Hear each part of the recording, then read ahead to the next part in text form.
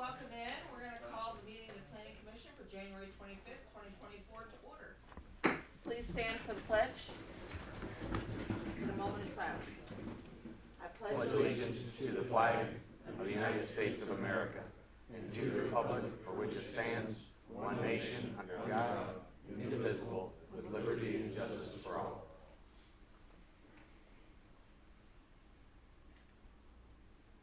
Amen. Back 6 seconds. Did you count? Can I get a roll call, please? Stan Schmidt, Yes. Scott Stager, Mark Bowling, Maria Mills Bennett, Here. Bo Bofamy, Lance Green, Here. Thomas Jordan. Here. I will take consideration of this. Make a motion to approve the minutes. Can I get a roll call? Stan Schmidt, Yes. Scott Stager, Mark Bowling, Maria Mills Bennett, Yes. Bo Bofamy, Yes. Lance Green, Yes. Thomas Jordan. Yes. Hi, everyone. It's nice to have people. Last time we were empty. Little housekeeping for you.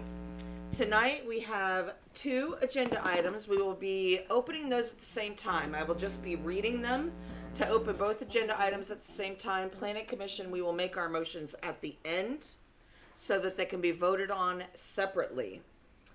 Please, when you come up to the podium, well, first, we're going to have a presentation from the city. Then we'll have a presentation from the client, Planning Commission comments and questions, and then I will ask for public comment. When you come up to the podium, please state your name and your address. You will have 3 minutes to speak.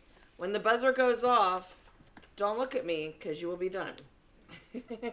So 3 minutes, that's all you get.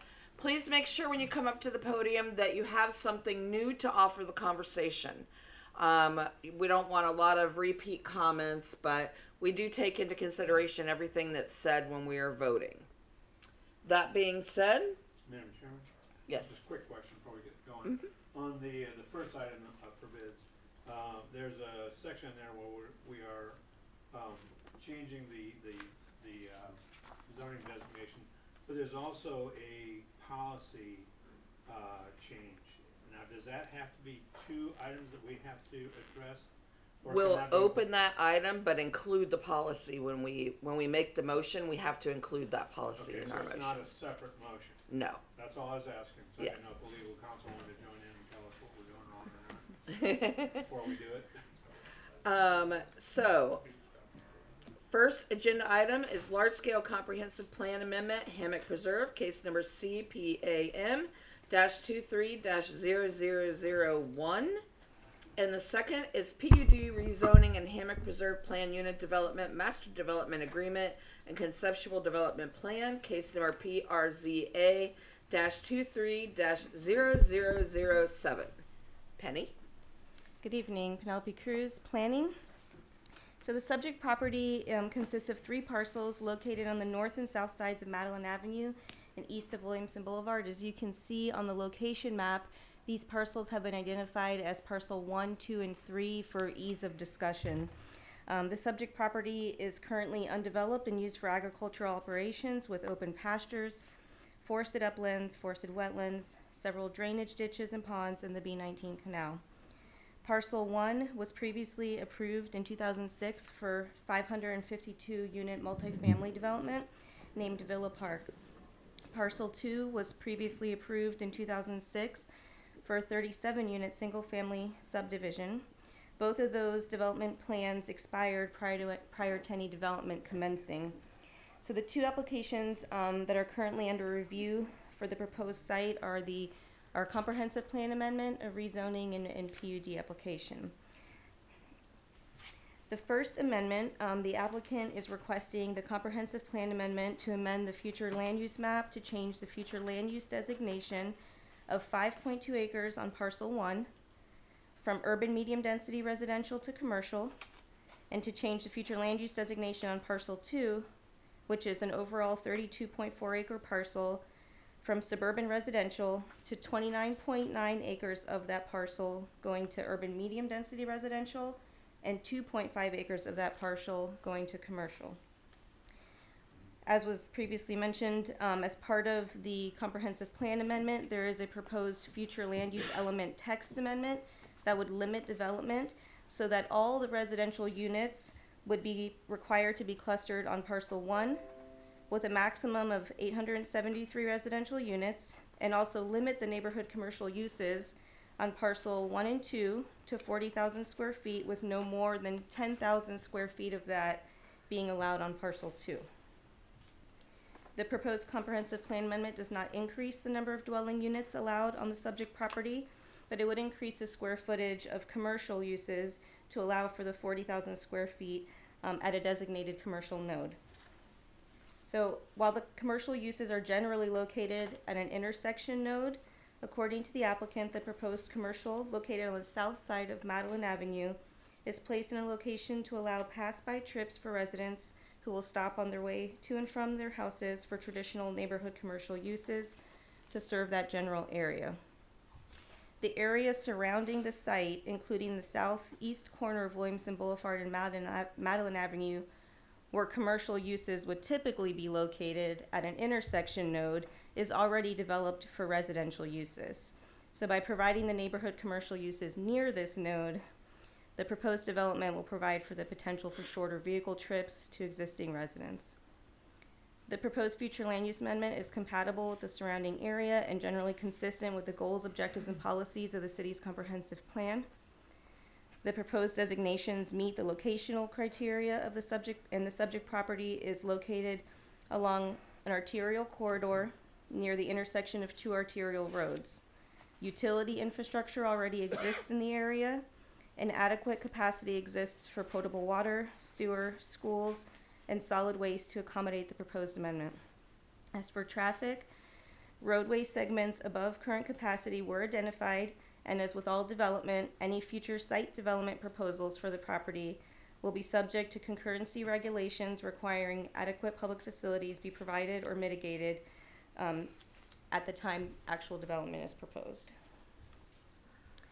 So the second item on the agenda is the request from the applicant to rezone 32.4 acres from R8 SF to planned unit development and to establish the Hammock Preserve Master Development Agreement and Conceptual Development Plan for the overall 149.2 acre site.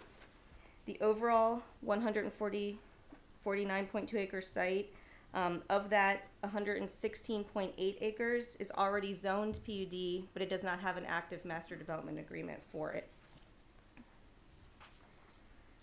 So if the rezoning and the PUD master development agreement and conceptual development agreement are approved, it would set up the development parameters for a mixed-use project that consists of 873 multifamily units clustered onto parcel 1, which would allow for increased open space preservation of natural areas and drainage on parcels 2 and 3.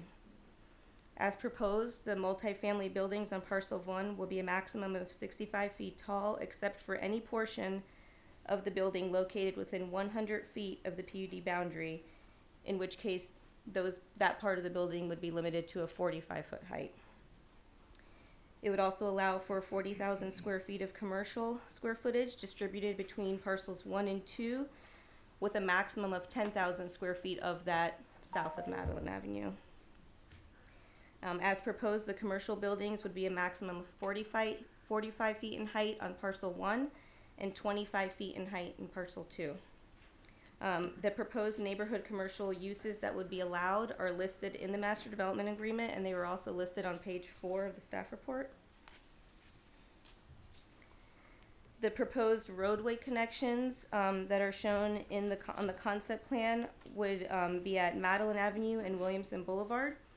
A driveway stub out to the adjacent vacant commercial property at the northeast corner of Madeline Avenue and Williamson Boulevard would also be required for a future internal connection between the two commercial properties at the time of development.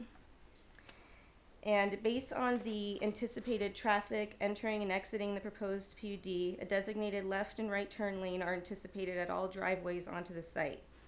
However, final design of driveways for the PUD and turn lanes will be reviewed and approved through Volusia County through their driveway permitting process, as those roadways that those driveways would access are Volusia County maintained roadways. If you can see here where the pink is on the graphic on the screen. The PUD is set up to comply with the city's parking requirements in the Land Development Code for the multifamily use and the commercial uses. The roadway network within the PUD would consist of private roads or access drives, and the property owner would be required to maintain those roadways. The MDA also requires an 8-foot wide sidewalk to be constructed along Williamson Boulevard and the north side of Madeline Avenue, a 5-foot wide sidewalk along the south side of Madeline Avenue, along with connections into the development.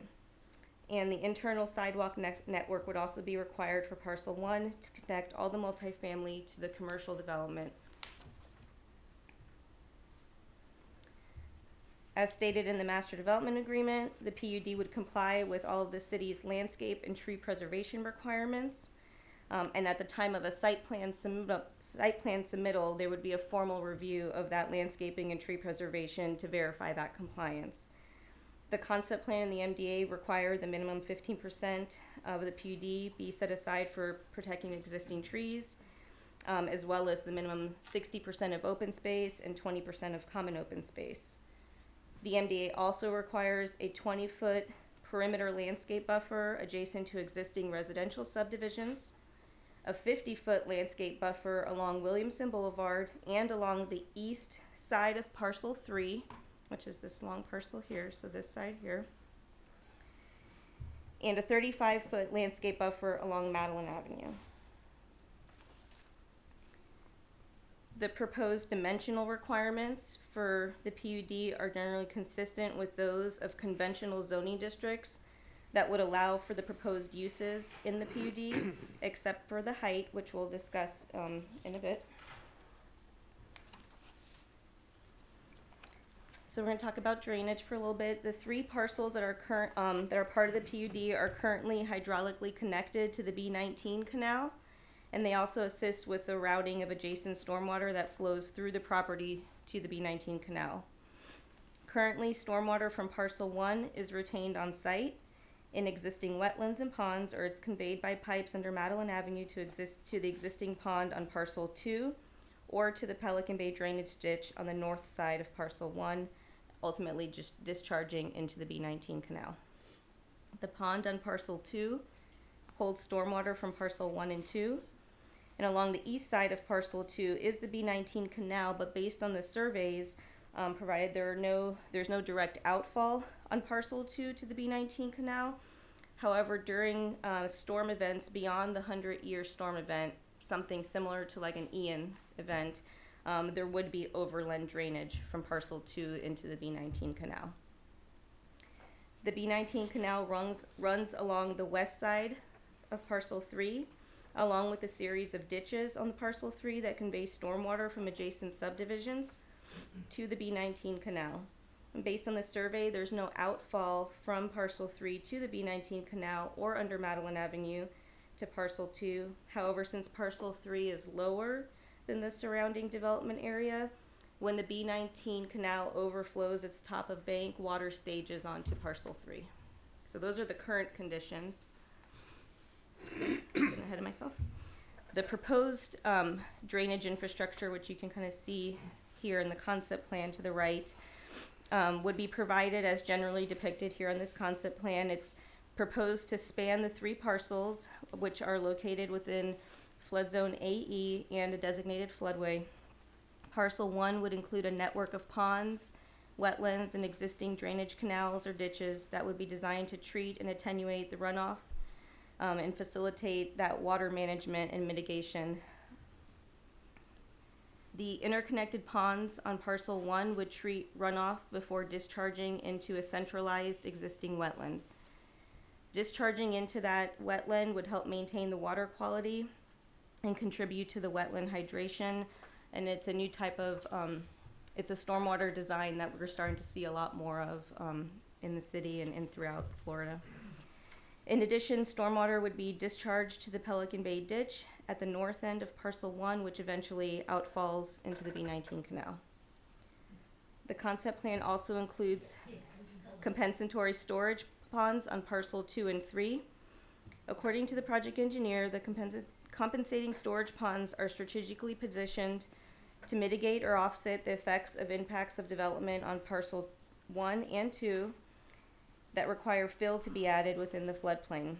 That compensating storage ponds are used to balance the loss of flood storage capacity when fill or structures are placed within the floodplain. If the PUD is approved, formal engineer drawing plans would be required and be submitted to the city and go through the city's staff development review committee process. And in addition to meeting all the requirements of the land development code, the stormwater system would be required to meet the requirements of the St. Johns River Water Management District, and there could possibly be permitting required through FEMA. According to the traffic memo provided by the applicant, if the PUD is developed at the maximum density and intensity allowed, it would generate fewer PM peak hour trips, but more daily trips than if the 3 parcels were developed under the maximum residential density currently allowed by the current future land use designations. The distribution of the traffic to and from the site is estimated to split with approximately 55% using Williamson Boulevard, 37% going north, 18% going south, and about 45% using Madeline Avenue. The staff report included a pretty lengthy list of possible future roadway improvements that may be needed to ensure adequate transportation facilities as part of the development of the proposed PUD. Those improvements are listed on page 20 of the staff report. They are subject to change based on analysis from a full traffic impact analysis at the time of specific development plan is proposed. So it's not an official list of improvements, but something that's already being looked at from the planning level at this point to kind of plan that out before specific development is approved. So the PUD is only includes one requested deviation from the Land Development Code, and that's regarding building height. The Land Development Code currently allows a maximum building height of 45 feet for properties that are zoned with a conventional city multifamily zoning district or the commercial zoning districts. The MDA has a maximum building height for the multifamily uses that is 65 feet, 100 feet from the boundary. Within the first 100 feet, the MDA limits the maximum building height to 45 feet, which is consistent with what the Land Development Code requires. But then in the central part of the parcel allows for the height to go up to 65 feet. It also allows for a 45-foot height for commercial uses in parcel 1. The commercial uses in parcel 2 would be limited to 25-foot height, so that's consistent with code as well. Based on the proposed setbacks in the MDA, the current location of existing single-family homes adjacent to the PUD, you can see here on this aerial graphic here. So based on that, there's no existing single-family home that would be closer than over 100 feet to a proposed multifamily building with actual separation ranging from 130 feet to 225 feet. According to the applicant, the requested height allows for that clustering of the residential units on parcel 1 in a manner that allows for that preservation of large tracts of open space and stormwater on parcels 2 and 3. They proposed an architectural design that would be fully designed on all sides of the building to focus on functionality, sustainability, neutral colors, and embellishments using the modern coastal Florida architectural style. So I did just want to note for the record that the site has been posted for public notice. The signs were posted on September 1st, 2023.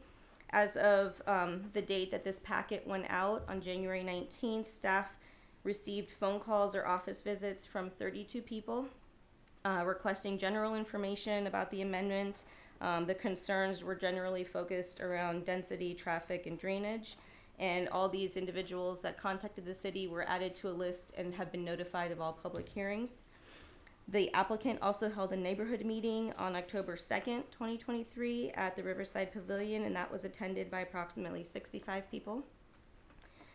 So that was a lot of information, so I'm just going to conclude now and just kind of try to summarize it in a sentence or two as to what the main request is. So if I were to summarize the bottom line of what this request is, the applicant is not requesting to increase density beyond what's already allowed on the property. The main request going through the PUD is to be able to take that existing number of units that's already allowed and cluster it onto parcel 1, to be able to leave parcel 2 and 3, which is what's adjacent to the existing Port Orange existing neighborhoods, to leave those areas as open space and drainage. And then the next request would be to add the 40,000 square feet of commercial to an existing designated commercial node. So that is the request that is before you. The applicant is here and would like to make a presentation, and staff will be here to answer any questions you have as well. Any questions for Penny? Stan? I've got some questions, but they're kinda in the weeds, so for right now, I'll say no, pass. Scott? I'm good for now. Yeah, so I've got a couple questions here. So on parcel 3, are we saying they cannot build anything on parcel 3, or is it just saying that that's the plan that they? No, but they could- cannot. The cannot. only thing that would be allowed on parcel 3 would be preservation and drainage. Okay. Can you explain to me how that huge stretch of parcel 3 helps in drainage on parcels 1 and 2? I'd probably defer to the Okay. engineer of record, but as we had generally kind of went over the overview, everything ultimately connects either directly to the B19 canal or through pipes to that north Pelican Bay ditch and outfalls to the B19 canal. So the drainage for all 3 areas would be designed to outfall to the B19 canal as it currently does. Okay. In the rezoning request, Mhm.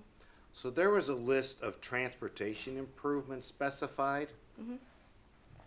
but I'm confused because it has a whole list of improvements, 13 of them. And I'm trying to understand, were the traffic levels determined based on these already being completed? Yeah, that would be a build out, and this is a comprehensive list. It's not a final official list. You know, this is based on this preliminary zoning level design at theoretical max. What if the PUD is approved, and and site plans come in and say the development is less than what the theoretical max is? That could impact that.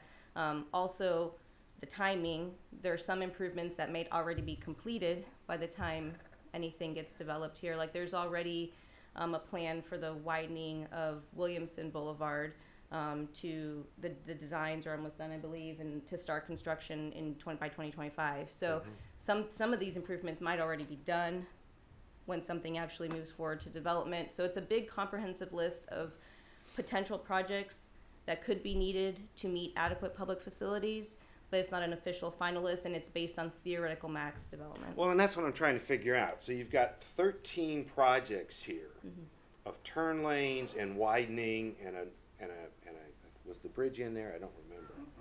So are we saying that at maximum build out, we'd have to have all 13 of these items complete to match the numbers for the Not transportation? Not necessarily. What does this Yeah, list and of 13 mean to me? I think when the applicant comes up, we'll let the traffic engineer kind of talk about it in a little bit more detail. It is a global comprehensive list it's kind of like a menu. Well, I mean, that's a nice list. But I it doesn't understand that. necessarily mean that all of them would be required. It might be a combination of a few. Some might be already done. So, but I think it's ultimately going to depend on what the actual development plans are, because they might not build the maximum of what's proposed in the PUD.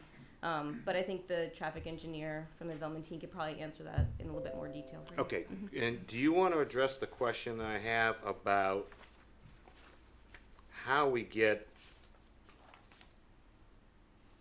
our peak trips change and they go down?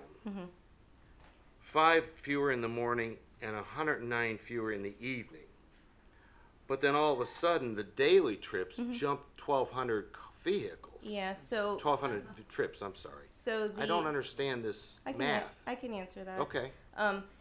So the trip generation rates for multifamily is lower than single family. So when you're comparing the existing land use to the proposed, there's a pretty big chunk that's going from single family land use to multifamily. And so part of it is that the multifamily generation rate is lower.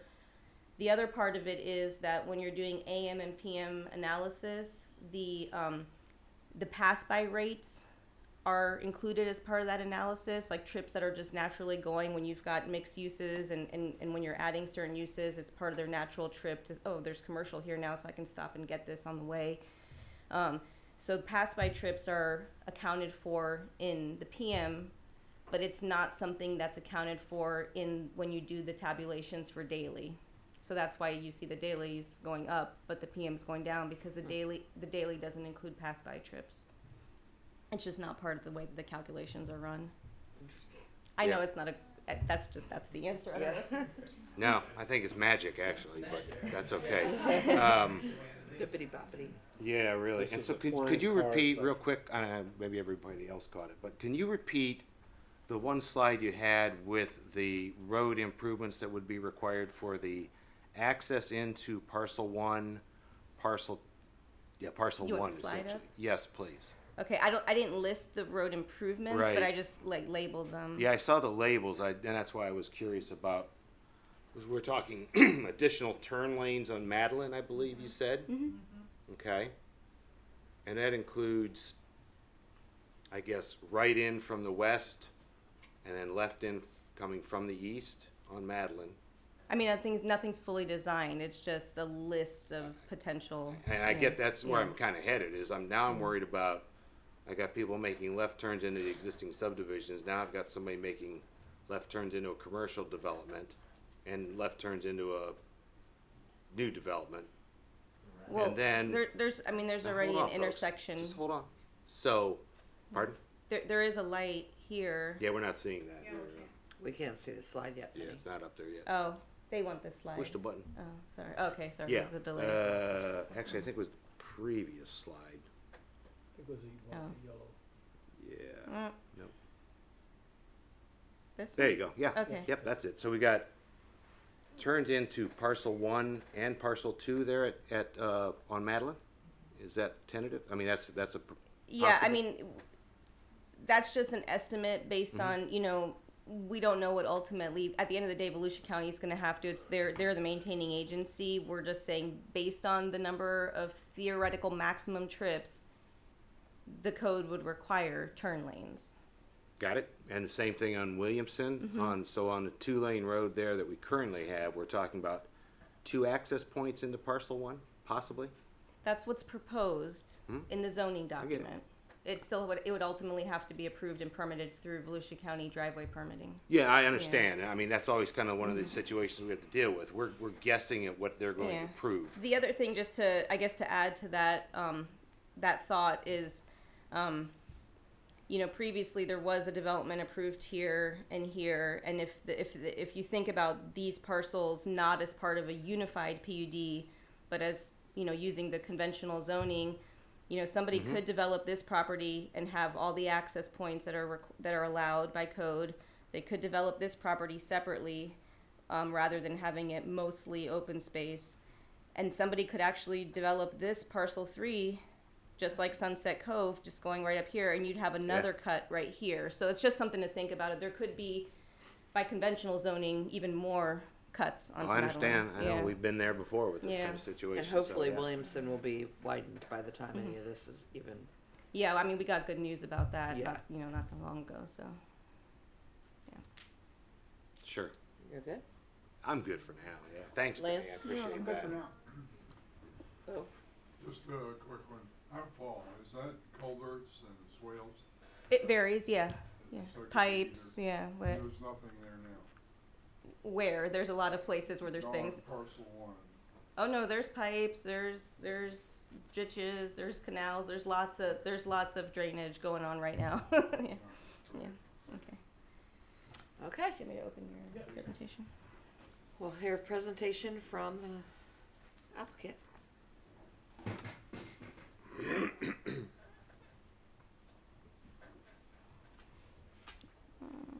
Is it this? Oh, no, you can figure out the.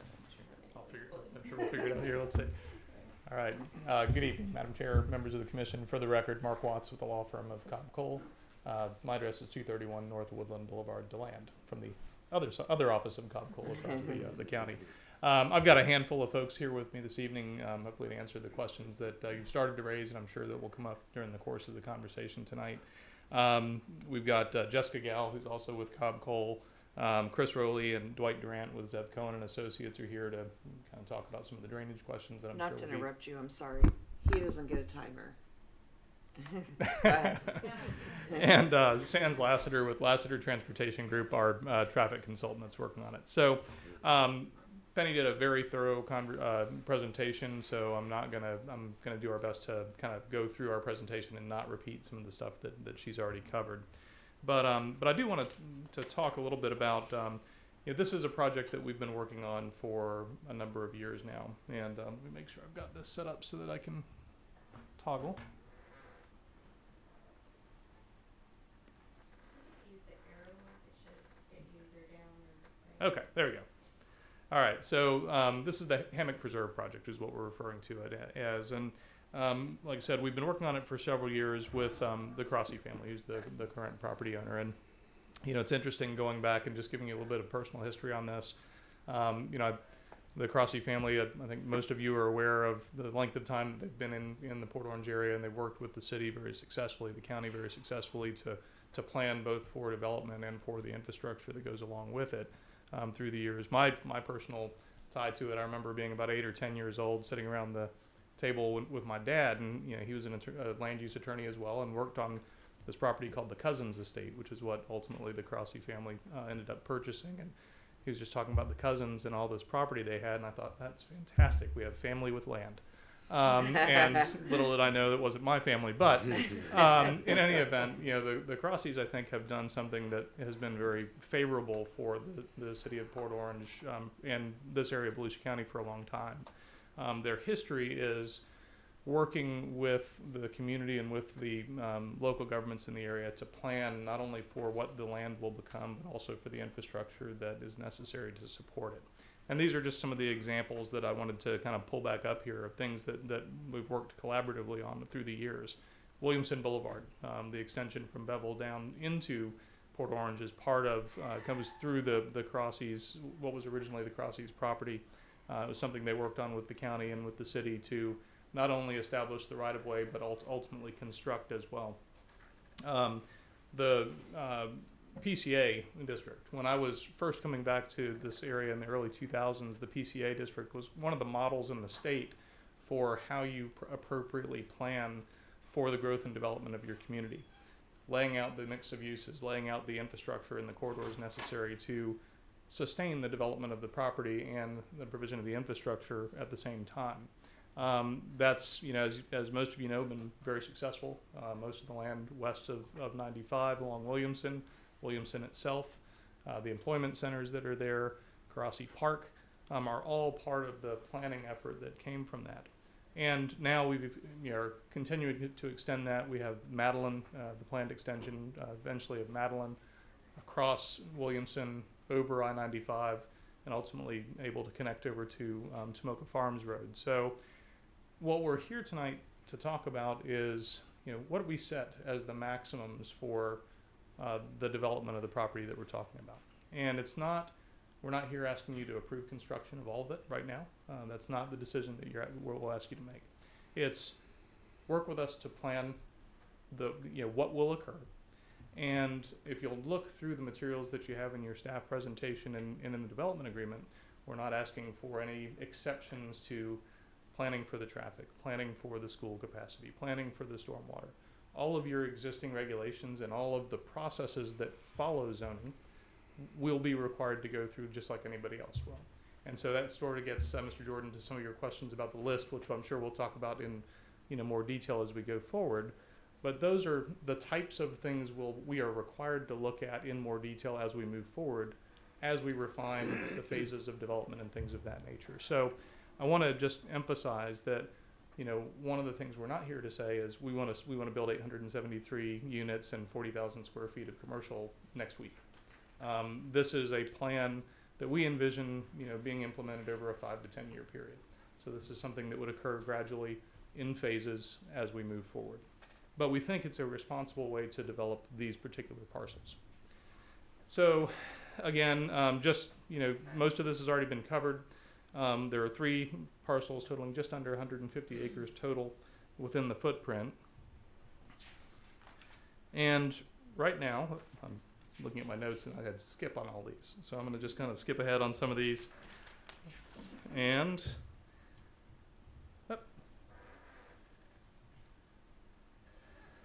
get to this one. So as we've talked about, the real reason we're going through the process here is we think the better approach, and we think the approach that's actually supported by the policies in your comprehensive plan, is not to continue kind of a suburban development pattern on all of this. I mean, you've seen what's around this site. You see, you know, kind of the standard, you know, residential neighborhoods and everything else, and that's good. We know that that's a good component of our community. But your comp plan actually supports a mix of types and opportunities within your community. And so looking at the location of this and the B19 canal and the prominent location of that adjacent to the property, we came to the conclusion and started working with your staff that the appropriate and responsible way to approach this is leave the areas adjacent to the canal undeveloped, let them serve stormwater, serve as stormwater areas, let them serve as areas that can accommodate an overflowing canal at times if it needs that space, can have those additional stormwater areas there, and cluster the development on parcel 1 adjacent to that corner of 2 of your major, you know, transportation corridors. So with that, I'm going to ask, I've got one more. That's an important one too. So this is that plan. And I think the thing that jumps out at me when I look at this and when we've had meetings and we've talked about, you know, kind of what this plan represents and what these colors on this plan represent. And Penny mentioned that, you know, we're required to have at least 60% of the overall property kept in open space when we're going through a PUD process.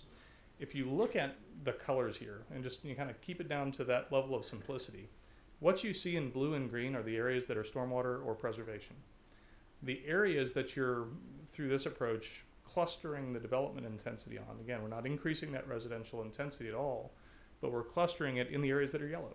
So we're taking everything that could cover all of the area that is blue and green and yellow and red, and we're putting it just in the areas that are yellow, red, or there's a little tiny bit of orange right down here for a community park and neighborhood center type thing for the development. And so, again, I think this is, you know, kind of along the lines of what your comp plan very specifically encourages to happen, particularly at locations like this in the city.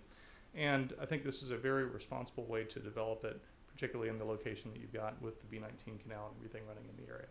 So with that, I'm going to ask Jessica to step up for a minute, walk through a little bit of the detail with regard to the actual development criteria, and then we'll get into our technical experts with the stormwater and traffic. Thank you. Good evening, everyone. Jessica Gow with Copco Law Firm, 149 South Ridgewood Avenue, the Daytona office, to balance Mark. And Port Orange resident. I actually live off of Madeline and Clyde, so close to my heart here and a really exciting project. And I'm going to learn how to use the arrows. There we go. So as Mark said, we're in the zoning phase here. We don't have detailed architectural for what the commercial or multifamily buildings could look like. But something that was really important during review and discussions with residents and with staff is give us an outline of the quality of development you're hoping to achieve, an idea of what it could look like, so that when the project comes in, we have a measure of, we want this caliber, we want this quality, here are the goals of the development. And so this is something our architectural team put together. There are 2 more slides we'll show you that have a little bit more real-time examples, but this is the vision for the site, if you will, kind of the touchstone of how it will be developed. And so they've taken a lot of time to put together this vision book that outlines a coastal feel for the architecture, but a simplified building that has a lot of open space, lighting, shadow lines built in and integrated, so that we're really protecting and preserving the open space within the community and making that the focal point. So you've got some commercial that creates this livable space where you can pop out of the apartments and go grab dinner with a friend. And then you have these wide expanses of green and open areas behind you that you're enjoying. You've got huge vistas in the project, so you can see those and appreciate the natural beauty of Florida. And so that's the general touchstones we have. This slide, I think, was in Penny's presentation materials as well. That's the general feel, the modern coastal.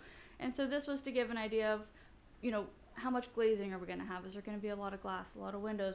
What are potential roof lines looking like? What materials and color palettes might we see? And so those have been outlined here as well. You can see very neutral style architecture that kind of brings up the natural areas around it.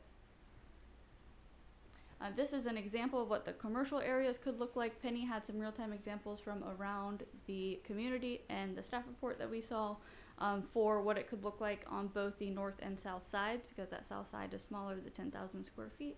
And this again is just kind of the quality that you're looking at in terms of that commercial center. This was also in the staff report. It's something that we put together. This is from a typical perspective shot. Looking from the people in this diagram would be on Pelican Bay. So as Penny pointed out, that most of the property lines have expansive areas of open space where we are budding existing Port Orange residential communities. And so this was kind of the, where will we be closest to residential? It actually abuts Pelican Bay, but I think it's a great graphic still. It shows you in terms of the existing features, the open space, and what that view transition looks like with the height that we're proposing. And so we think it's really helpful to see the scale and impact on surrounding areas.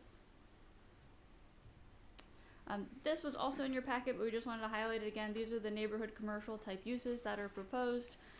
You could see in the materials that not all of the uses that we're proposing are going to be permitted on the south side. And so there are certain uses under that lot 1 only that, you know, in a traditional commercial core we think are good ideas, but we don't want that in that 10,000 square feet. And so we worked really closely with staff to kind of narrow down the use list based on input that we received throughout. And then with that, I think I will hand it back over to Mark and Chris. Thank you. Okay, so again, I want to kind of talk a little bit and get Chris up here to talk a little bit about kind of how we've approached things with regard to stormwater, because I know that was one of the very important things that came up in our discussions, not only with staff, but also with you know, the community meeting that we had. Chris, can you kind of walk through the stormwater plan and where we are preliminary? And again, one of the things I want to emphasize, we are not at an engineering level of detail yet. So we have a lot, you know, kind of miles to go before we sleep, if you will. With regard to what the final design will look like. But I think you know, Chris can kind of give you an idea of what we're thinking at this point in time, but based on what we know about the site. Thanks, Mark. Chris Rowley. Chris Rowley with Zevco and Associates, 300 Interchange Boulevard, Ormond Beach. Penny, first of all, thanks, Val. That was a great, very thorough drainage report. We're not used to that being that thorough, so I'm going to try and get a little bit more into the weeds for you all, and then that way it's you know, a little bit more clear for you. So this site, as Penny stated, is in the floodplain. So it's in floodplain AE and AH, which is the floodway, is the AH portion of it. Basically, how we're working with a group out of Jacksonville. They work with FEMA. They do flood studies for FEMA. They help FEMA revise the maps. And as of right now, they are evaluating this site to determine how much compensating storage we really will need. But as we stated, what is shown in blue in parcel 3 and parcel 2, that will not be developed. That will be some form of stormwater, whether or not we need it or not. So we are trying to not only help our site, but the overall area as well. To just talk about what happens in existing. So we have a survey of the site. Parcel 1, which is the large one where the multifamily will be. What happens in parcel 1 is, you know, there's a large wetland there in the middle. Everything kind of drains to existing ditches. There's existing ditches on site with drainage improvements. There's a few pipes that connect to that wetland, and then they also connect to the Pelican Bay Canal on the north side. There are existing ponds on that site that connect. They're part of Madeline Avenue's drainage system, which then also connects beneath Madeline to that large borrow pit there. So just in summary of parcel 1, the drainage generally flows south to north to that Pelican Bay Canal, and then flows east to the B19 Canal. Now on that connection to the B19 Canal, there's a large weir. I don't know if you've been out there, but it's a large weir that's about 10 feet, 8 feet higher than the existing B19. So it's pretty significant higher. So when you and I'm going to circle back to your question, and that's significant what I just said there. So I'll circle back to that when we get to parcel 3. Parcel 2. So as we said, it's a large borrow pit. There are some on-site wetlands, and how that flows is everything flows to those wetlands, and then eventually overland flows to the B19. The borrow pit, as we discussed, is part of the stormwater system for Madeline as well.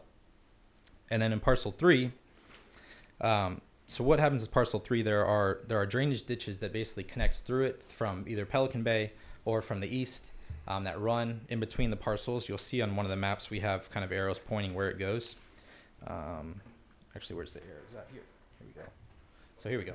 So here's how this is the proposed connection actually, but if you'll see the ones where they're not with our ponds, those are some of the drainage canals that flow east to west or west to east that go to the B19 canal. They flow through our property, and so we will be maintaining all of those connections. And basically what happens is as the B19 canal stages up within these heavy events, they either overland flow to parcel 2, they will overland flow to parcel 3, which is shown here. Well, they'll overland flow to the ditches within parcel 3 and then into the adjacent wetlands and uplands. And then within parcel 1, how it's connected to there is it will overflow to that weir that we talked about, and then into the Pelican Bay system, and then overflow into our site. We really are at a high point in this area. We've looked at some of the elevations, and the parcel 1 actually is hydraulically connected not only to the B19 but also to the Tomoka River. It flows underneath Williamson Boulevard through what is the Walker's Green property underneath the 95, all the way through Tomoka Farms and then to Tomoka River. So it actually flows both ways there. And so that's really what happens during the pre-development. So how are we going to do? What are we going to do during post? So in post-development, parcel 1 will consist of basically just a stormwater system for parcel 1 itself. We will treat and attenuate all the runoff there. So basically, we're going to capture it. We're going to get rid of all the pollutants, and then that is going to overflow to the on-site wetland that is there. And so all of the water entering that wetland will be treated. There will be no nutrients. Well, we'll remove the nutrients we're required to remove, and it'll help hydrate the wetland. We've actually found with St. John's that they like that because it hydrates it, helps with the hydraulic plants in the area. And then that will overflow to the B19 canal as it does now. We will match pre-post rates. We will not be adding any additional outfall to that canal. I'm sorry, the Pelican Bay Canal, which then goes to the B19. Parcel 2 will consist of a small stormwater system for whatever's built as part of the amenity area and the commercial node, and then the rest of it will be compensating storage. So compensating storage is basically right now the entire sites are in the floodplain. What that means is, when it floods, it uses the site as storage. So the existing sites are using that site as storage, but when we fill it in, it no longer has that storage. So how do we make up for it? We dig a larger hole, basically. So that hole that'll be on parcel 2 is going to be dug deeper to make up for that loss of storage. Parcel 3, same thing. So we're going to dig every one of those large ponds that are shown within the graphic deeper to help for additional storage on site. And so basically, whenever the B19 does overflow, none of these will be hydraulically connected to our site within parcel 3. This will strictly be for flood compensation to help with the overall community and to help with the impacts that we have on our site. So as the B19 stages up, it'll overflow those ditches again, and then it'll have a much more storage capacity in this area. And thank you. Kick it back to Mark.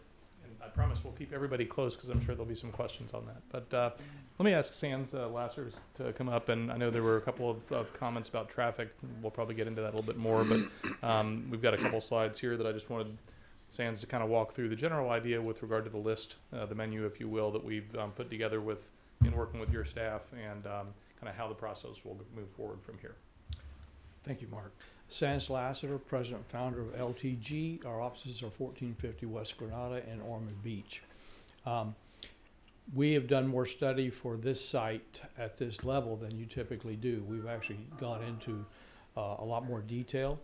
That's why you see all these potential improvements here under a maximum development scenario. But it is key, something that was said earlier on, is that the peak hour traffic from the proposed uses are less than what the traffic would be from the existing uses. The question was, why are the peak hour trips less and the daily trips more? It has to do with a change in uses. We're using different uses. And that some uses generate more in other hours of the day than the peak hour. And actually, that's kind of what you want. You want the traffic dispersed hours where it's not a peak condition. And so that's the answer to that question. The change in uses are causing trips to go outside the peak hours, so they can actually be higher for a whole day, but you won't see them in the congested periods. And that's kind of what everybody's looking for, is that we want to minimize the peak hour traffic. So that's the answer to that question. Again, as said here, these are the improvements that were anticipated possibly being needed if we get to that point of development according to this maximum program. And at the same time, we've just heard the announcement of Williamson being 4 lanes, so some of these improvements will come off the list. But we'll obviously be preparing an analysis that will show what our fair share of all these improvements are, and we'll be having to develop a proportionate share agreement between the city and the county to make those improvements. There's more slides. Hold on. There you go. Okay. You wanna touch on So, those or not? Sure. The main thing here is we show the turn lanes down at the intersection of Madeline and Williamson. We also show a potential proposed signal up the north end along Williamson. And just to let you know, that is aligned with what's being proposed across the street. We are not certain that it's going to even meet the signal warrant criteria, but we're aligning it there just in the event that it does meet signal warrant criteria. There will always be a potential for the two projects to share in the cost of a traffic signal, which aren't cheap. But we don't have an approval for a traffic signal right there right now. Just to let you know, it meets the spacing criteria, but until the county sees an actual development program coming in here and actual counts and projections, they won't really consider a signal. But they do understand that we're seeing that as a possibility. And There's one more. I think this one just touched on the distribution. yeah, that just shows the distribution, and again, it's 44.8% to Madeline to the east, to the south towards the Williamson intersection is the balance, and as you can see, as you get to Williamson, 37 is going north, and 18 is going to the south, and it shows peak hour projected volumes on those as well. And this is based on using the urban area model that we all use, DOT uses, the county uses, we all use to make sure that we're looking at traffic flowing in the correct direction from the projects. Makes sense. You bet. Thank Any- you. Any questions of me at this point? Thank you. Yeah, I got one, Sans. Sure. In the event the widening of Williamson takes place before this actually gets built, are they gonna go ahead and put the decel lanes in at that point, or is there gonna be a added cost to the developer at that point? or- Likely added cost to the developer. Okay, so it's in their for- best interest to, It will be an added cost to the developer anyway. The county's not gonna pay for that. but they won't do a price, the, cost share agreement? No, we like it. Okay. But you never know. I mean, it's possible there may be drainage improvements that we can work with together. There are all sorts of trading that happens if the developments are going together. There's potential for pond, stormwater mingling and that sort of thing. There's all sorts of deals that can be cut. Okay.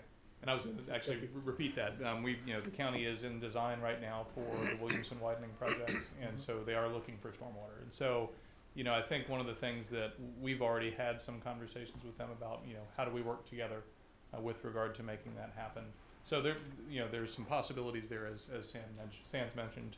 That's really kind of that next step after we know what we're planning for with regard to the access management. Okay, thanks, Sans. That kind of gets into what I was gonna talk about too, is, are you guys talking to the county right now as they're laying out their plans for Williamson, so they at least know there's a potential for a couple turn lanes there or something like that? So there's at least, as you go through the steps, to make them happy and their engineers happy. Yes, we are talking directly with them. We're actually involved in the traffic signal redesign as well. Okay. So we are very much talking to them. Cause that's a big problem in Port Orange. We've got so many county and state roads buried in the city that anytime you want to do anything, well, we gotta go talk to DOT on that, or, oh, we gotta go talk to the county on that. And it's frustrating, and I know a lot of us have shared that experience in the past where we're always dealing with another government on this thing. Well, I'll tell you, a lot of times our role seems to, it almost feels like shuttle diplomacy, right? I mean, we hear the concerns in the city, we, kind of go back and forth with not only the city, but the county.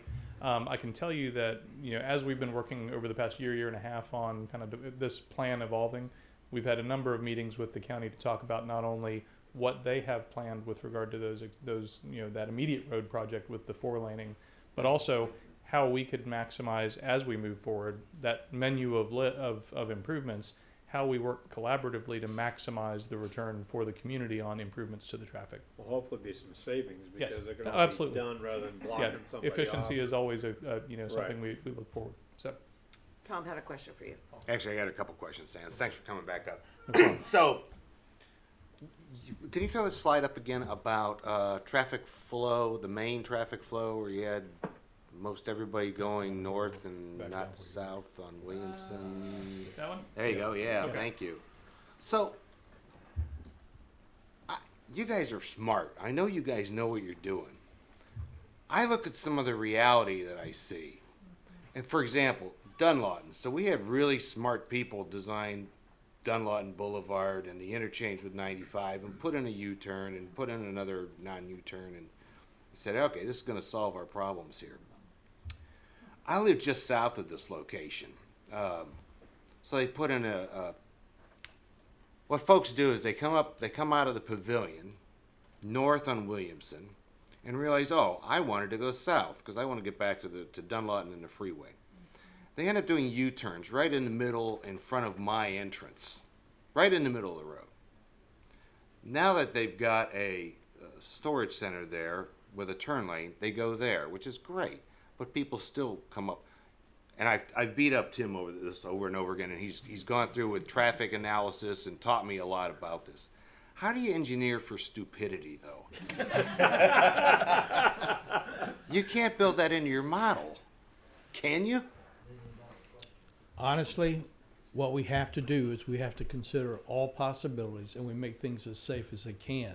What the county would tell you is the reason they're rebuilding Williamson and making it a divided roadway is to limit where people can come out and make turns, make a lot of right in, right out.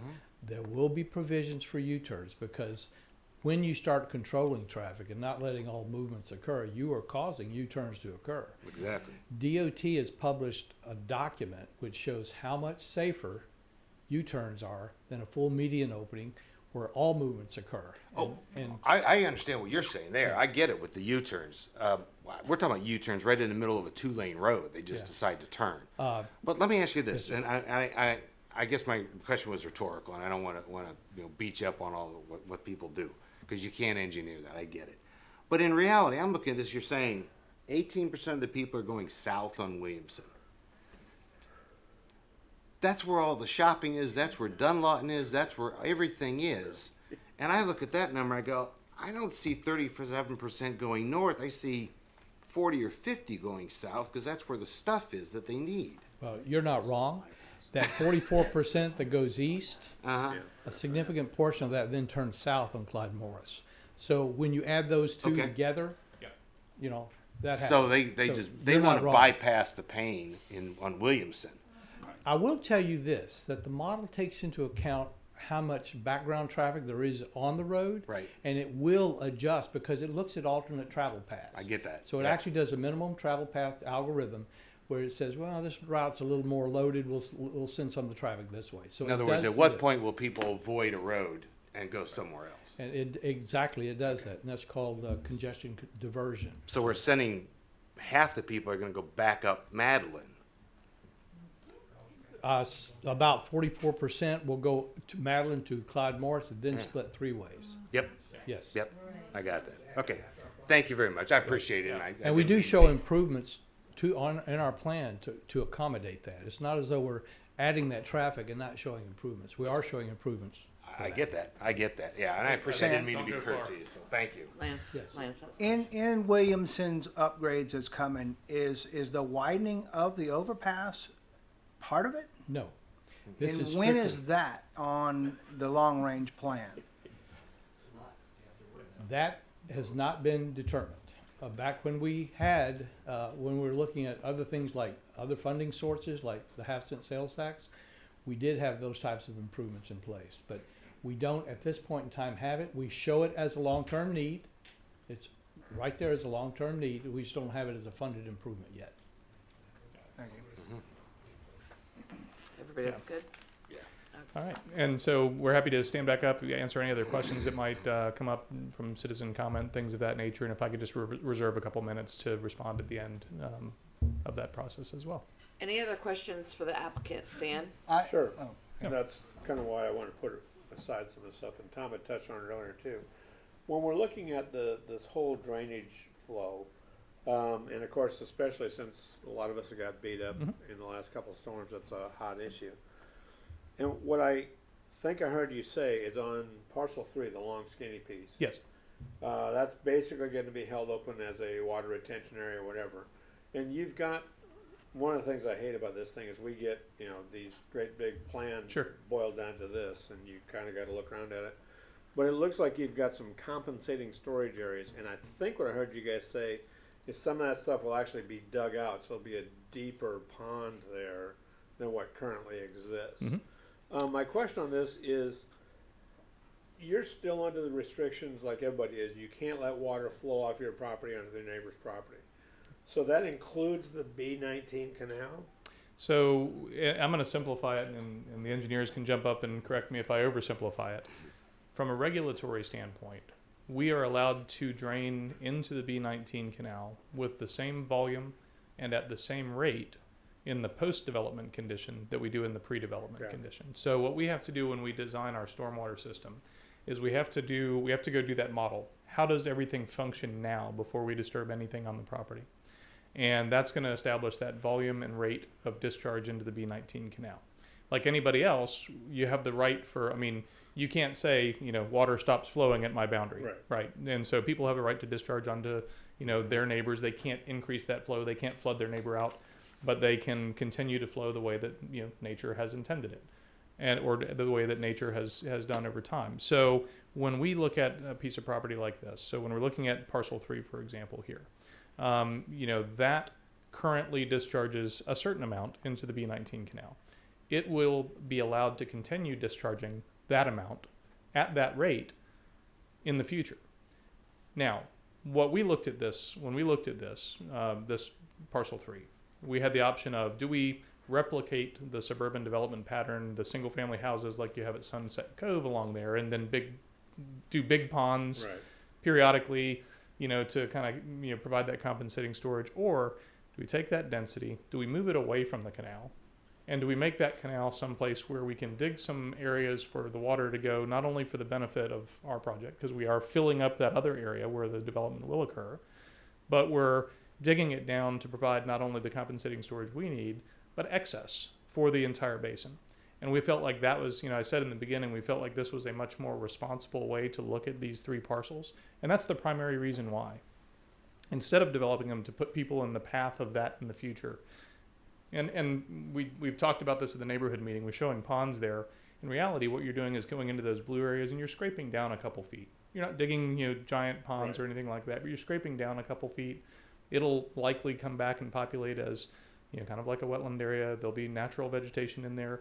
But when that, you know, canal rises, when there's a need for that floodwater to go someplace, we've now created a place for it to go adjacent to it. And so we've It's not also somebody's got house. to make sure that nothing goes into the neighbors on the, I guess it's the east side. Correct. So we're going to be able to hold it on our property. Everything that they have, and that was one of the things that Chris pointed out, if you see where we've got these breakpoints, there are these places where you have either flow or easements or, you know, some connection from the neighborhood to the east, to the Grove and the other, I'm forgetting the one up on the north, across that parcel to the canal. So we're maintaining that flow as well. We can't cut that off and create a dam, you know. Now, the B19 itself is owned by the county? It is. And they're responsible for the maintenance? It is. They're That's- responsible for that. That's the one thing I always look at is, like, I've got a canal in my backyard. I've been in my spot now for 35 years. I've never seen the city come through and do maintenance. And we've had a lot of discussion on maintenance of canals and that kind of stuff. So is the county going to, and you can't answer this, I'm sure, is the county going to have to take a look at the condition of the B19 now? Well, it's pretty much wide open. I mean, right now they could get in there and they could do whatever they needed to do, and it's not going to hurt anything because you're not going to do too much to it. But is that something that we're kind of suggesting, hey guys, this would be a good time to take a look at this? It will, but it's a funny way that the county does things too. So we have to get a use permit from them to connect into their canal, just like we do to connect into their road. And when they, it's funny how those conditions in the use permit work. When you come in and say, hey, we're going to be connecting into your canal, they say, great, as a condition of your connection, you can maintain it as well, or that section. And we just had that experience just to the north of here, the new Amazon facility that's going in next to the airport. We did the same thing. Chris designed a stormwater system. It doesn't increase the rate or the volume of water going into that canal, but it took it from an overland flow to a point, right? We're going to come out here now. And they said, great, build it, and then you can maintain it. Now, I will say they do occasionally. I have a brother-in-law whose job it is to wade through those canals and maintain them. He claims to love it. They do have a maintenance program, but you don't see it that often. There's a lot of canals. So what they do is they typically, as we're improving or doing connections into it, they will likely say, you get to help maintain parts of it now too. And would that also tie into what's the one on the north side of parcel 1, the Pelican Bay, it's a little different because that one is not, I don't think that's county. There's no county maintenance on that Pelican Bay one. So that one is really sort of a large open water essentially. So the maintenance is probably at that weir, and I think it's probably one of the master HOAs that has the maintenance authority on the weir. We have a continuing right to drain into it again because it's where we drain now.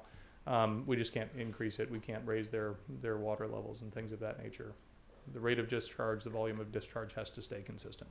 So just one further question then. So when I go back to parcel 3 and I look at these compensation storage areas, is that compensating also for water coming off of parcels 1 and 2? So so if you can imagine, parcel 1, just to get technical, so parcel 1 has an elevation, the flood elevation is 28. And so that means that within a 100-year storm, the water rises up to about elevation 28. The existing ground is around 27. So there's only about a foot of storage there. So what we're going to do with these other ponds is we're going to dig them down 4 or 5 feet to make up for that storage that we're going to be filling. So look at. And we have my question then is, so we've got a clear path for that water to come off of parcel 1, especially since it's just a slight point. We've got a way for water to flow out of there. Out of not parcel 1? using the B19? Or are we No, gonna so our stormwater discharge will still, as Mark said, the rates will be the same as leaving our site. Right. But in a flood event, that parcel 3 will serve as a compensating storage area that will compensate for any. Go ahead. But let me get to the point that I think Mr. Schmidt, you're asking, and then that is, are we piping stormwater from parcel 1 over to parcel 3? And the answer to that is no. It's not. Okay. Right, but if you look at the 2 slides, and it's kind of hard when you see them. Let me get back to the one where Well, you get that, on the thing I've got, you've got one little point where they make connection. And So if you look at this all, right? right. And if I think the thing that Chris said when he was talking about this overall design is that we've got a floodway and we've got floodplain area that all exist, kind of on this property. And what we ultimately want to do, as you're doing anywhere in town, is you take anything that's in a floodplain or anything like that, and you elevate where you're going to build out of the floodplain. When you do that, if I put a cubic foot of soil in the floodplain, I have to dig a cubic foot hole someplace else. Right. And so where you see the yellow and the red here, where we're clustering that development to occur, we're building that up. And so so that storage is more horizontal, whereas we're going to go vertical. Right. And we'll still be holding it on the wetlands in the middle of Right. 1. Parcel 1. And then potentially anything could flow east, I guess it is, onto 3 to take advantage of this compensated storage. Well, so it'll flow through the Pelican Bay Canal to the B19, and then if it's a large event, then it would flow it into could 3. flow on. It could come up over the B19 and come in there. But what we're doing is providing it a place to go. And so the design here is to concentrate where you're building up away from the canal. Right. And to concentrate where you're digging down to provide that volume next to the canal. That's the super simple lawyer version of, I think, how we're designing it. And the one benefit of this site and being in the floodplain and the floodway is that, normally we just do a stormwater calculations where we just look at our site and just in isolation. Let's look at our site, make sure we are taking care of ourselves. But in this one, we have to look at the whole global neighborhood. So we're doing a full flood study from FEMA. We are getting their model of the area, plugging this site in to make sure that we don't affect anybody around us within the whole flood basin. So just on the wild card, and something we really can't control, as my understanding is on the other side of Clyde Morris, there's a new development also being planned. Is that drainage part of the consideration that FEMA does for, what impact our, Well, so it depends Development has- who goes in first. So if we're in first, then they have to account for us. If we go in first, then if they go in first, then we have to account for them. so in your design, are you kind of assuming that you're gonna be in first? I don't know about that development, Okay. but it just depends when the FEMA model is updated. So we would pull from FEMA their model of the whole Right. area and then modify it. And ultimately, that's based on where the permit is. So again, we're talking at the zoning level now, so we don't have an active permit that's in. Exactly, So if I their get it. permit goes in before ours, and then we come in and say, we're gonna be doing this in the area, they're gonna say, well, you need to take into account this that's happening there. So, and that's similar to the traffic. I mean, we have to look at the traffic the same way and look at kind of the cumulative things going around within the vicinity. All right, I think I've got my main questions answered. I'll defer. Scott? No, I'm good, thank you for all the other Don't go questions that anywhere. helped me. We'll keep them. Chris, They're all okay. thorough. First of all, I applaud you guys on making sure there's compensating balances on, 2 and 3. My question is on 2, the pond that we're talking about, you're gonna dig that pond, how deep are you digging that pond? And is that pond gonna be, or is it the fill from that pond going over to, Yes, most Parcel likely. one. Yeah, that'll be a full Okay. wet pond. and by digging that pond, the side will balance between the two Um, parcels? we don't have numbers yet. You know, Okay. we haven't got the design yet, so I'm not Okay. sure. All right. There is an existing borrow pit there too, so it looks bigger than it is. You know, we're just expanding that pond. Okay. And there's a weir between parcel 2 and the B19 canal, correct? We have actually not found a direct discharge. It just, if it stages up high enough, it basically just overflows Okay. over the bank. And so it's sloping towards the canal now? Yes. Okay, so we don't, or whoever goes in there and develops it isn't gonna make it slope down, they're just gonna keep the natural contour Right. in place? Right. Okay. All right, that's all. Yeah. No? So, am I getting what you're saying is parcel 3, are you going to dig ponds on parcel 3? So it'll be a 'Cause I'm gonna mixture. put the tree hugger in me on this one. Yes. Yeah. It's wooded, it's It not. is. It is. So There's if you, no, there's no ponds out there now. It's natural, been natural for however long, and Yep. I know it's low, Yeah. but are we digging? So if you look at the concept, you can see the pockets where we kind of carve out some areas. Those are where the nice trees are. We've saved those nice trees along with, I know it's a really small scale, but it's 50-foot buffer along the eastern side. So we're saving 50 foot of trees along the east side, and then the west side it's greater than 50 feet actually is what we're saving, because that pink shade in there is actually part of the parcel as well. So the plan is to dig down in some areas deep, we don't know where, or just scrape down in some areas. So we are going to respect some of the trees, but then there are some areas that it will be a full wet pond. Really? Because if we need it, we might need it for fill basically. So if we need it for fill or we need it for extra storage, we might dig down further, or there might be areas where we just scrape down. Really? Mark, can you move a different slide? 'Cause Okay. I think we're talking about parcel 1. You're talking about 3, I'm right? talking about Yeah. parcel 3. Oh, I'm you're talking about about parcel 3. 3. Okay, There's gonna okay. be All right. ponds that don't. Right. Because I mean, I find it's a natural, and I thought, and all along since I've been following the project, I thought it was you were just kind of doing this as good graces into the calculations, Mhm. not necessarily tampering with the land. And the tree hugger in me is like, if the land could stay natural for, because let's think about it, man. We're just moving animals and everything else out, and now if we're going to go in there and quote shape this and dig it and tear down trees and make ponds, I didn't anticipate that, but Yeah. because each parcel already, because parcel 1's already you're already carrying parcel 1's water on parcel 1. Correct. You're creating more water retention on 2, I get. 3 is really 3 is just a number. So I think one of the things that, and Chris said this when he first got up and started talking about kind of the concept from the stormwater standpoint right now, we've got a lot of calculation to do. One of the things that the PD commits us to doing is that floodway study. We've got to work with your staff and the consultant that's coming out of Jacksonville and FEMA to really model everything better. And so based on that, this is showing conceptual. The intent with regard to 3 is to preserve the large areas of trees, the larger trees, things of that nature. That's why you see you know, we do have some of the information about where are the, you know, specimens or the larger trees, and so that's what you see, these little bump outs are, you know, I didn't is really where know we what they know. were. Yeah, that's where we know there's a tree that we want to make sure that we're not taking out, Yeah. because it's a larger tree, it's a significant one. The rest of it, you know, the general idea is go in here as little as possible. As little as possible to make sure that you're providing enough compensating storage based on the floodway study. You know, I mean, so you're basing this on what may or may not be dumped into the Pelican Bay or dumped into the B19, and if it was to rise, and obviously that's, water's gonna creep back up onto parcel 3, is what we're getting at. But in reality, we're gonna be, that particular piece of parcel is gonna only catch what comes from the north. It's not gonna catch what's coming from the south, or, Right. cause it's all going to the Everything's south. flowing south. Right.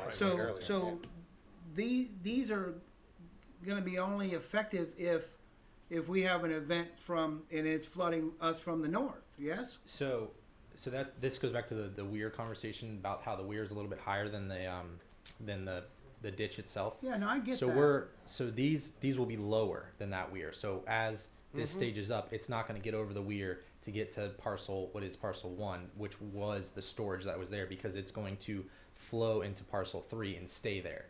So it'll What's keep gonna it at a flow into lower parcel 3? elevation.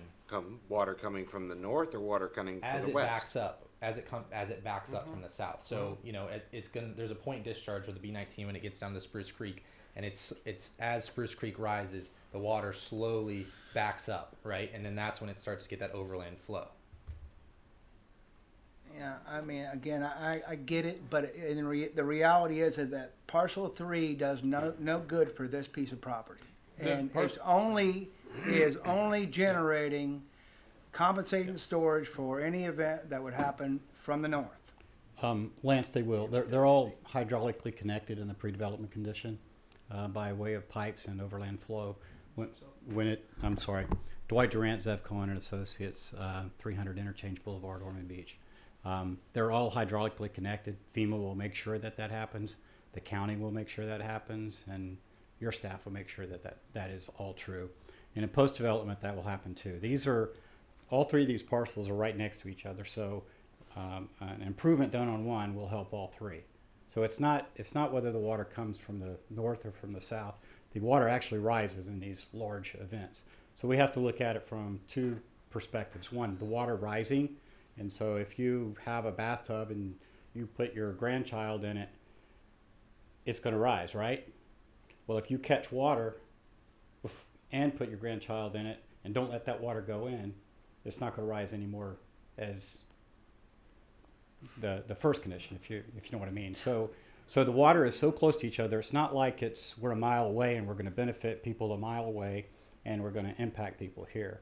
So you have the rising water and then you have the flood. We have the flowway there, so we have to make sure that we don't impede the flow. So part of the B19 canal problem upstream of this is a result of the water not getting through the canal faster. So widening it will make sure that drainage is improved in the overall sense, because it is all hydraulically connected. And the way we get our volume out of it is the stuff that you see with the trees, there's dirt there. There's dirt where water can't go. If we can find a place to take that dirt out where water can go, then it prepares it in the future for a later storm.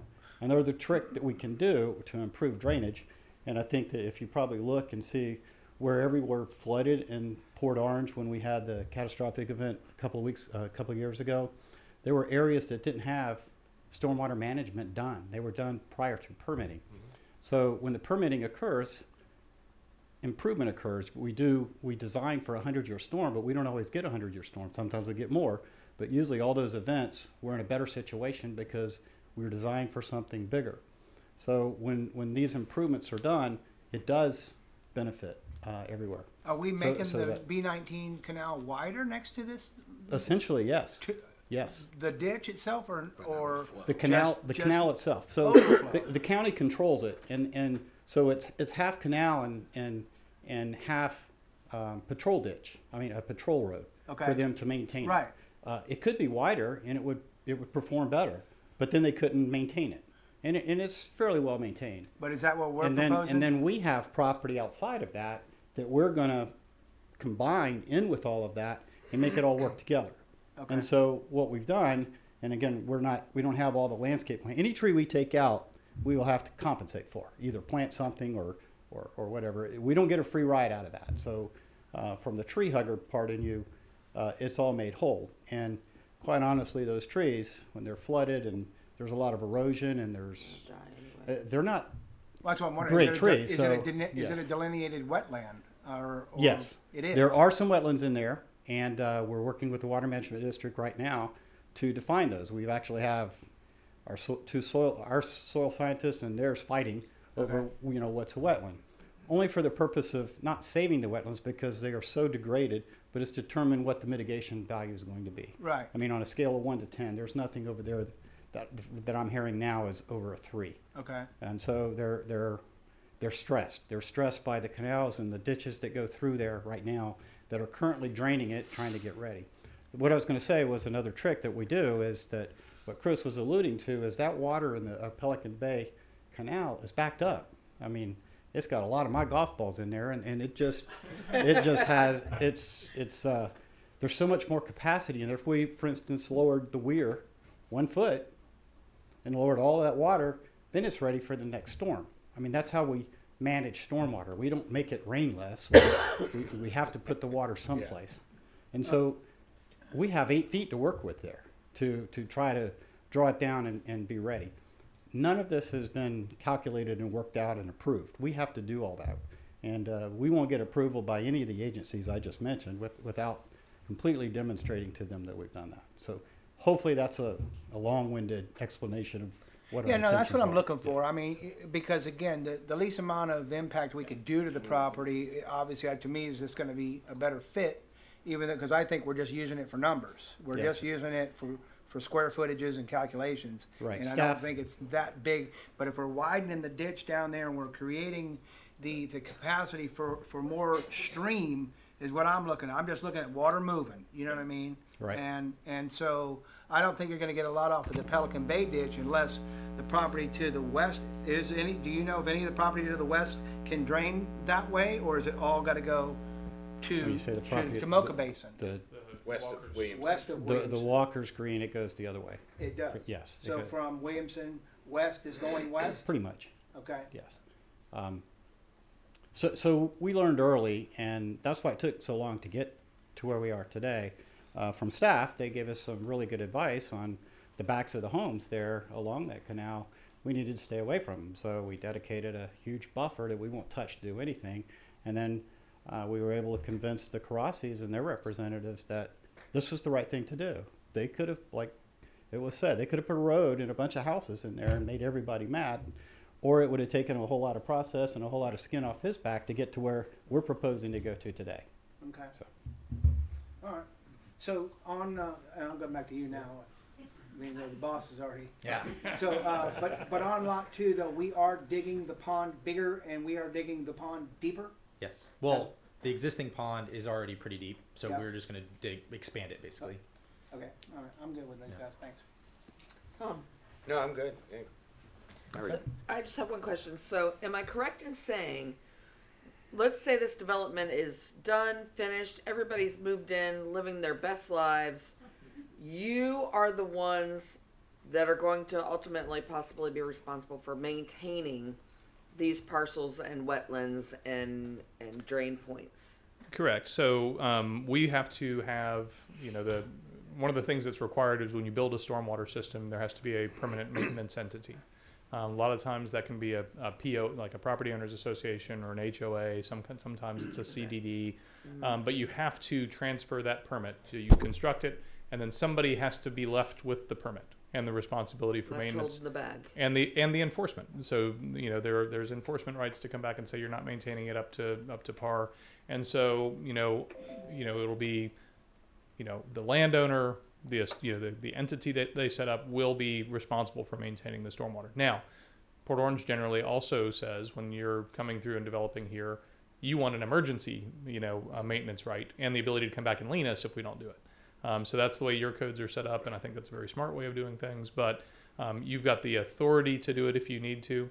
but the responsibility is on the landowner, the association that ultimately owns it. Just like every other neighborhood that you have, typically the association or a CDD, in the Runs the case of lakes like and maintains the lakes. Pioneer Trail CDD, owns and maintains the ponds and the lakes and things of that nature. You know, I thought I heard him say, when you asked him that question, I thought I heard you say, yes, Mark Watts will be out there with a shovel. Absolutely. No, I've got Is that this. not what I I've got heard? this brother-in-law that works for the county. And, Yeah, you know, it was the brother-in-law. That's what right. you Make heard. sure I was clear on that. that's right. Okay, whew, I know. A lot of it. awesome. If I can just have a couple minutes to come back up and answer any of the questions that might come up from the public, I'd Okay. appreciate it. Thank you. Commissioner comments. Let's start with Stan. Right now, we're good. Scott? Also good, thanks for everybody else for the guys answered a lot of my questions. I'm Mark? good, thank you. Bo? Interesting, but, I'll just listen for a bit. I'm gonna listen to the public first. Tom? My primary comment is my concern with traffic generation.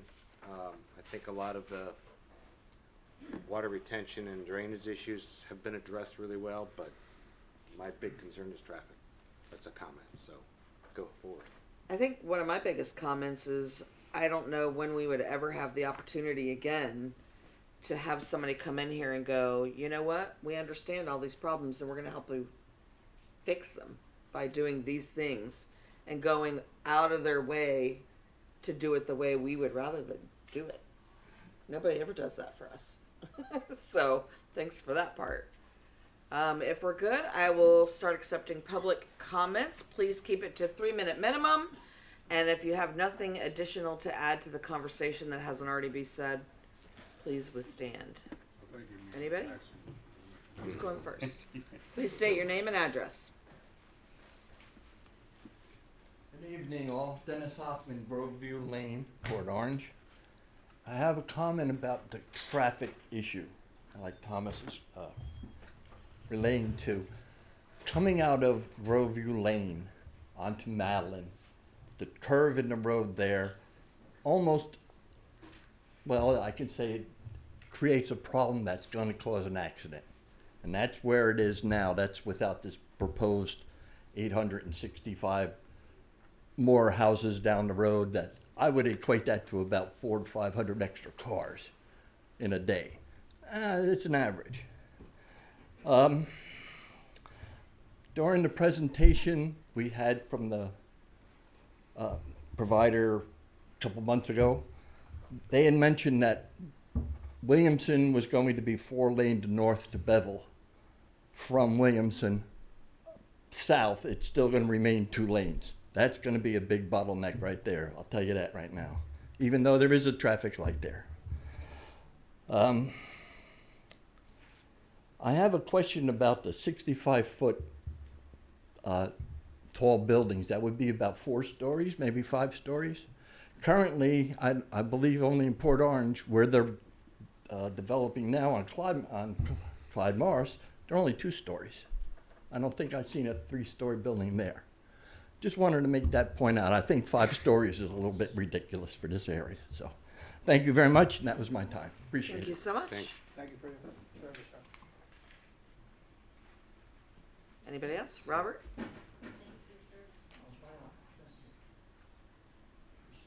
Commission members, Robert Reinhagen, 1425 Dexter Drive North, Port Orange. There's a little confusion I heard. I heard the one gentleman say that they had talked the Karasi people out of putting in a road and houses on parcel 3. And yet, when Commissioner Jordan asked Penny about whether they were making that parcel 3 without houses, was it because they chose to or because they had to? And she told them they had to. And so I could find no discussion of what kind of agreements were made to permit the creation of ditches across parcel 3 to drain Sunset Oaks and the Groves. But I would suggest to you that when they did that, when the city permitted that, they essentially created a conservation easement for all of parcel 3. And so I would suggest that by creating that easement, that conservation easement, they have essentially eliminated the theoretical number of units that could be built on that property and made it 0. So I think that they're claiming to put in 873 units. I think they have to reduce that number of units by the number of units that would have been able to be put on parcel 3. So that, in my calculation, comes to around 200 units. So I don't think they should be permitted to have a theoretical limit of 873. I think they have to reduce it by the number of units that were originally thought to be theoretically possible on parcel 3. And also that 7.7 acres of commercial, that would have been houses too, and those houses have to be removed. So I think they have to reduce the number of theoretical units significantly before you approve this. Thank you. Thank you. If I'm not mistaken, just to answer Robert's one question, Penny, the comment that Penny made was based on if this is approved. Is that correct? Not if it's not. They can't build, that's part of the agreement that we will be making tonight. Anyone else from the audience?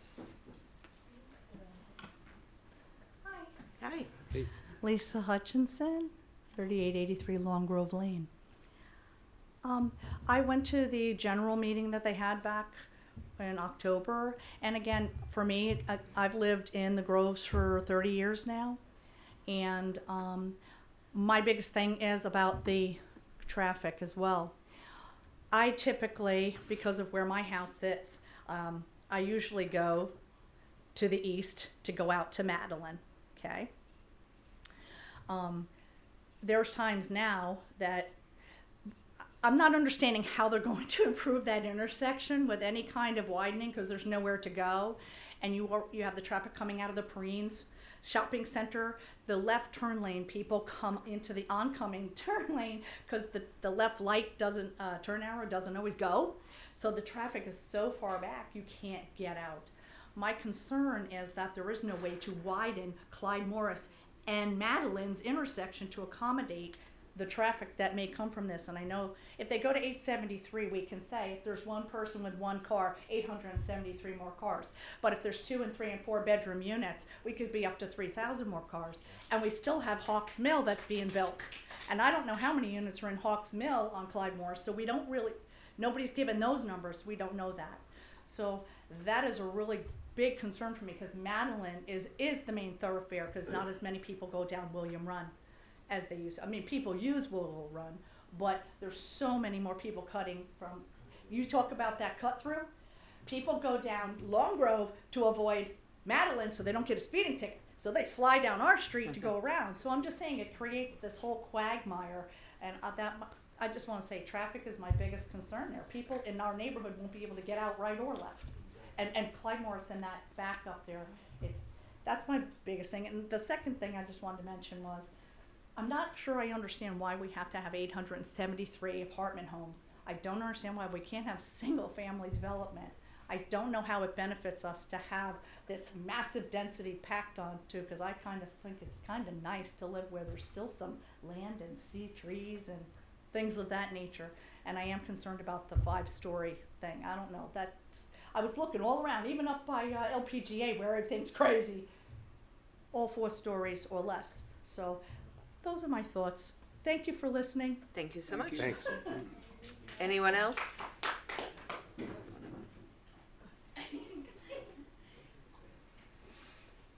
Good evening, everyone. I'm Barry P-Tech. I live at 5648 Bald Eagle Drive, 32128.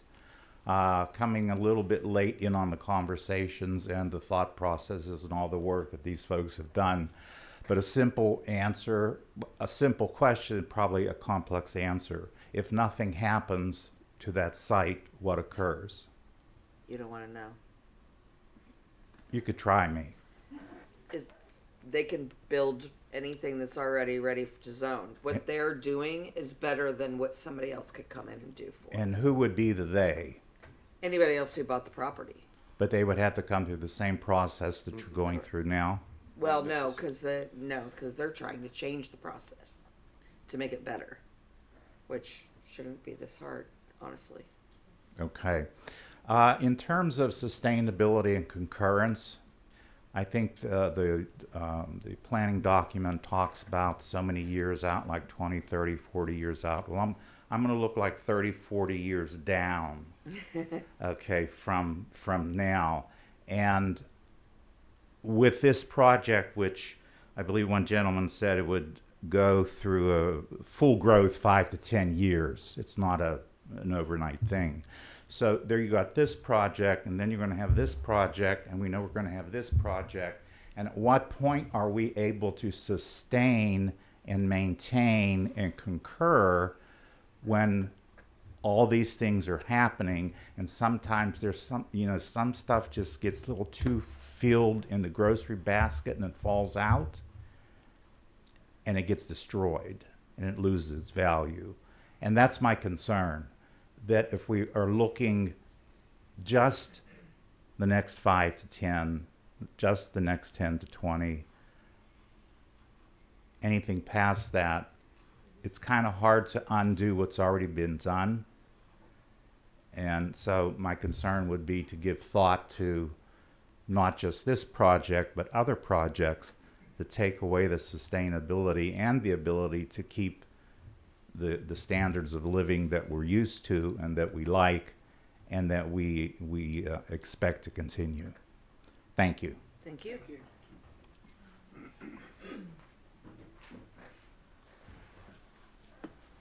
Hi, Anita Norwood, 3888 Long Grove Lane. I've been in the Grove just as long as Lisa, so it's a wonderful community. I love it. I moved from Daytona to this area. My biggest concern also is the traffic along that stretch of Madeline, because even right now it's crazy. I literally was coming out of that plaza today and almost got hit by somebody because cars are everywhere. And I don't know if they're going to have any plans for expanding that road to make it better for more traffic or not, but right now it's already crazy. And like other people had mentioned, the wild animals, the trees, it's quiet. I can sit on my porch in the morning. I don't hear cars. I don't hear anything. All that's getting taken away, and population is just crazy.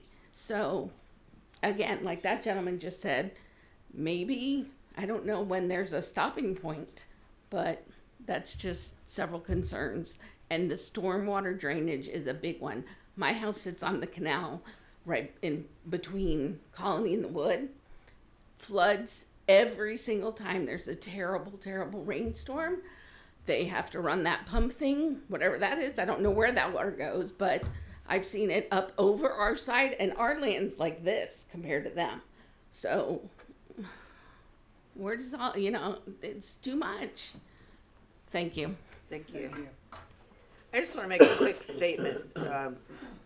And you guys can disagree with me if you want, but I think something that a lot of residents don't understand, and honestly, I didn't understand for years, is we are kind of left with the decisions that have been made throughout the years, and we're trying to take these type of properties that are being sold and doing something better with them than what's already approved. So sometimes it's a matter of the lesser of two evils, right?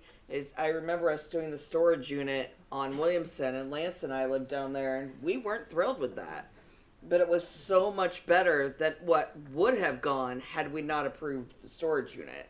So sometimes you have to take the better option out of what would be if you didn't.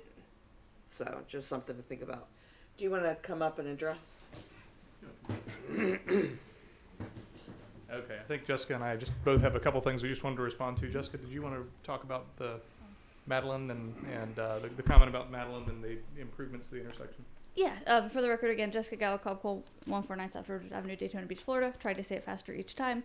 I want to say I understand where the residents are coming from, because I live behind the ill spoken of, but I think it's fine, Hawks Mill. I live on Stillwood, which is right off of Madeline and Clyde, right behind the neighborhood market. So they're building in my backyard, right? And as a development attorney, I did tell my husband we can't be upset about that. And so when they came through, I think when you talk about impact on neighborhoods and things like that, that is a traditional zoning classification. I think it is a PUD approved long ago. But when you see where that butts up to the Vikings and then my neighborhood, there's a fence, there's 20 feet, and then there's 3 stories. And so the visual impact of that, which again, not terrible, their fencing is nice, they have nice landscaping, but it's there, is much different than when you have 100 feet away, 200 feet away, 300 feet away. The visual impact of 4 stories at that scale, which is kind of what Mark is showing there. And I want to reiterate, I too would be angry if tomorrow 863 homes were created and put onto the Madeline that we have today, that I use every single day. That's not what we're proposing. We're proposing improvements, a long, intensive review to see what improvements are needed specifically for our site, but then for the overall community, that I think will create improvements that will benefit my commute when I go to the farmer's market on Saturday, or when I go over to One Daytona to the north, Foxtail versus Copperline. You know, I'm living this intersection every single day. I go to Perrines too often. And so I understand what they're saying, and I do think that right now, it could not handle that, and we know that. And so moving forward, it is not what is here now versus what we're proposing to add to it. It's how we make it better to accommodate what we currently need and what we're adding to it as well. No, I think that those are really a lot of the great points that I was going to cover. I mean, I think, you know, I said at the beginning, we're not here today asking you to give us an approval to say, go build that now. It is what's going to occur there versus what's there now. And how do we work together to plan for the infrastructure and everything else that needs to be upgraded to accommodate that as we go through phase by phase. But you know, it's interesting when sometimes you spend so much time like really kind of thinking, okay, what are the words I'm going to use? What are the words I'm going to use to kind of, you know, come to this at the end and say, here's why I think you should approve it. And I was looking through the comp plan today, and it occurred to me that I wasn't going to use my words. I was going to use yours. You know, when I looked through the future land use element in your comp plan again today, and a lot of this is you see these same things quoted throughout our application and some of the materials we submitted to staff. But the thing that jumped out at me, there's a statement in there that, you know, at the time the comp plan, the last update, which I think was about 10 or so years ago, the city was 80% built out at that time. And so goal 4 in your comprehensive plan, residential development and neighborhoods, that's the title to it. And I was reading through it, and as I read it, I was like, this is what we're doing. Objective 1, create residential land use pattern that accommodates a diverse housing mix that meets lifestyle and socioeconomic needs of the city. Not just single family, but having that mix, right? Having the availability of multiple different choices. Policy 4.1.1, residential land uses shall be established at a variety of densities in order to create a wide range of housing choices and costs. The variety should be reflected on the future land use map. The next policy, 4.1.2, new neighborhoods should be created to have defined centers and edges within a quarter mile of the edge. Neighborhood centers shall include central gathering places in the form of parks, civic lawns, neighborhood commercial nodes, and other amenities.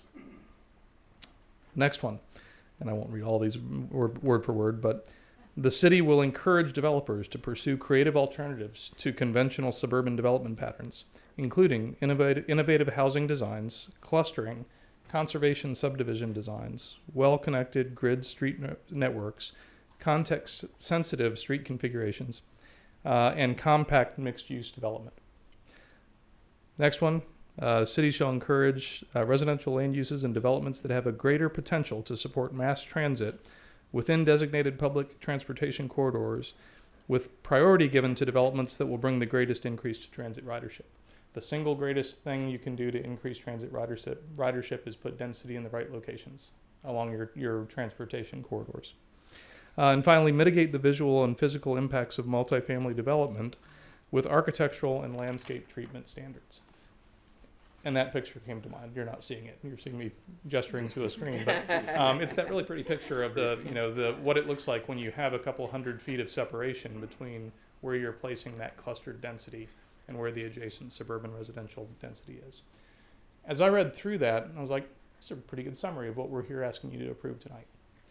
Those policies, if you follow them, one after the other, really is a pretty good description of what we've worked with your staff and our technical staff to put together as a plan here. So we'd ask for your support and recommendation this evening. Obviously, there's a lot of questions still to be answered, and we're not asking for any shortcut through the analysis and through the process to answer those questions. There's going to be more traffic review. There's going to be more definition of what those specific improvements are, what gets widened, what intersections get improved, what we end up paying for, how we work with the county to maximize what they're doing and what we're doing to benefit everybody. But we have to start it with, what are we designing to accommodate? How are we going to put these 873 units there? Are they going to be the single family, mix of single family and multifamily now that actually generates higher traffic? Is it multifamily with some mixed use commercial in there that helps shorten trips and alleviate some of those trips that can be avoided by walking next door to get coffee next to your community? So we think that this is a really well thought out plan. I appreciate your time and everybody's patience this evening and the time they gave us back in October as well. One of the things that I said wrong at that meeting was we were going to have 5-story buildings, and everybody's like, we don't have that anywhere in Port Orange. And I was wrong. It was 4. I just got carried away with the moment. But in any event, I did want to clear that up for the record, that 4 is what we're looking for, and those are only the ones on the interior of that site. So with that, I appreciate your time and patience and consideration this evening. If you have any more questions that come up, our whole team's here. So. Thank you so much. Okay. Any other last commissioner comments before we make a motion? Scott, Mark, Bo? No, I have to kind of concur with what your words a few minutes ago about the options. If we don't do this, if this isn't approved, what's the likelihood of something less desirable in the area? And any way you look at it, there's going to be traffic, and there's going to be a requirement for mitigation. I think it's a good plan, personally. Lance? I've been on the fence about this one for a while. I think overall as a whole, I think the concept of the project is good. I'm okay with putting the development in one area and keeping greener space in other locations. Again, I kind of like the model of it, and I don't have a problem with the actual project. I don't have a problem with the drainage. I have a problem with, again, and I'm going to listen to this man and say, okay, where are we going to be 25 years? We can't have a vision for today or 5 years. We got to have a vision 25 years is where we got to go. And right now what we're seeing is the maturity of the vision that was 25 years ago. And now, unfortunately, the infrastructure has not kept up with that vision.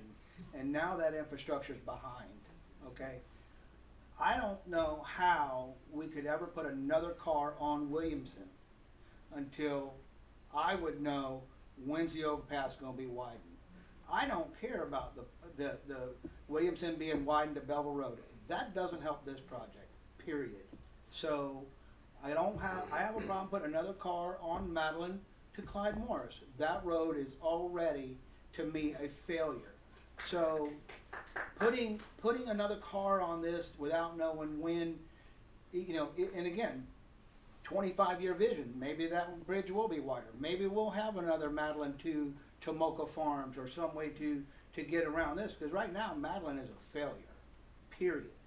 So as a project, I don't have a problem with the project at all. I like the concept. I just don't know how we put another car on the road in that section without knowing what is the future of the bridge, and what's the future of Williamson. That's all I have. Tom? Yeah, Lance and I think a lot alike in this area. It's a great project. It really is. It's a good project. I think it's well designed, well thought out. You're putting parcels and the combination is in the right places.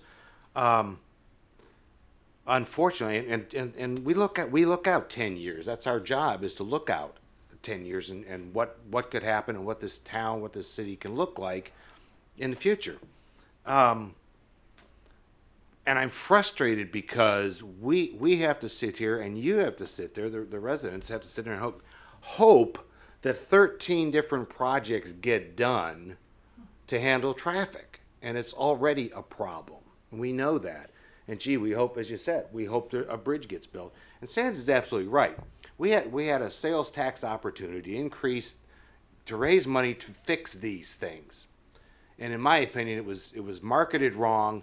But let's be honest, if somebody came to you and said, I'll tell you what, it'll cost you $20 a year, and we'll fix Madeline between Williamson and Clyde Morris, guaranteed that's where this money will go. You'd say, I love that idea. And if they said it was going to go specifically to Williamson from Madeline to Dunlawton, or Madeline to Dunlawton, we're not going to go north. If they said that and said, look, it'll cost you $30 extra a year, you'd say, I could afford that. And if I knew I was going to get traffic on Williamson fixed, man, that would be worth it. If they came to you and said it's going to cost you each $50,000 for your portion of the new bridge, you might hold off on that one. I get that. But that's really a solution. You got to be willing to spend the money to fix the problems that we have. You can't just let the road sit there and go, well, I hope the developers put in enough money for this fair share project, because that money's going to have to sit there in a pot, right?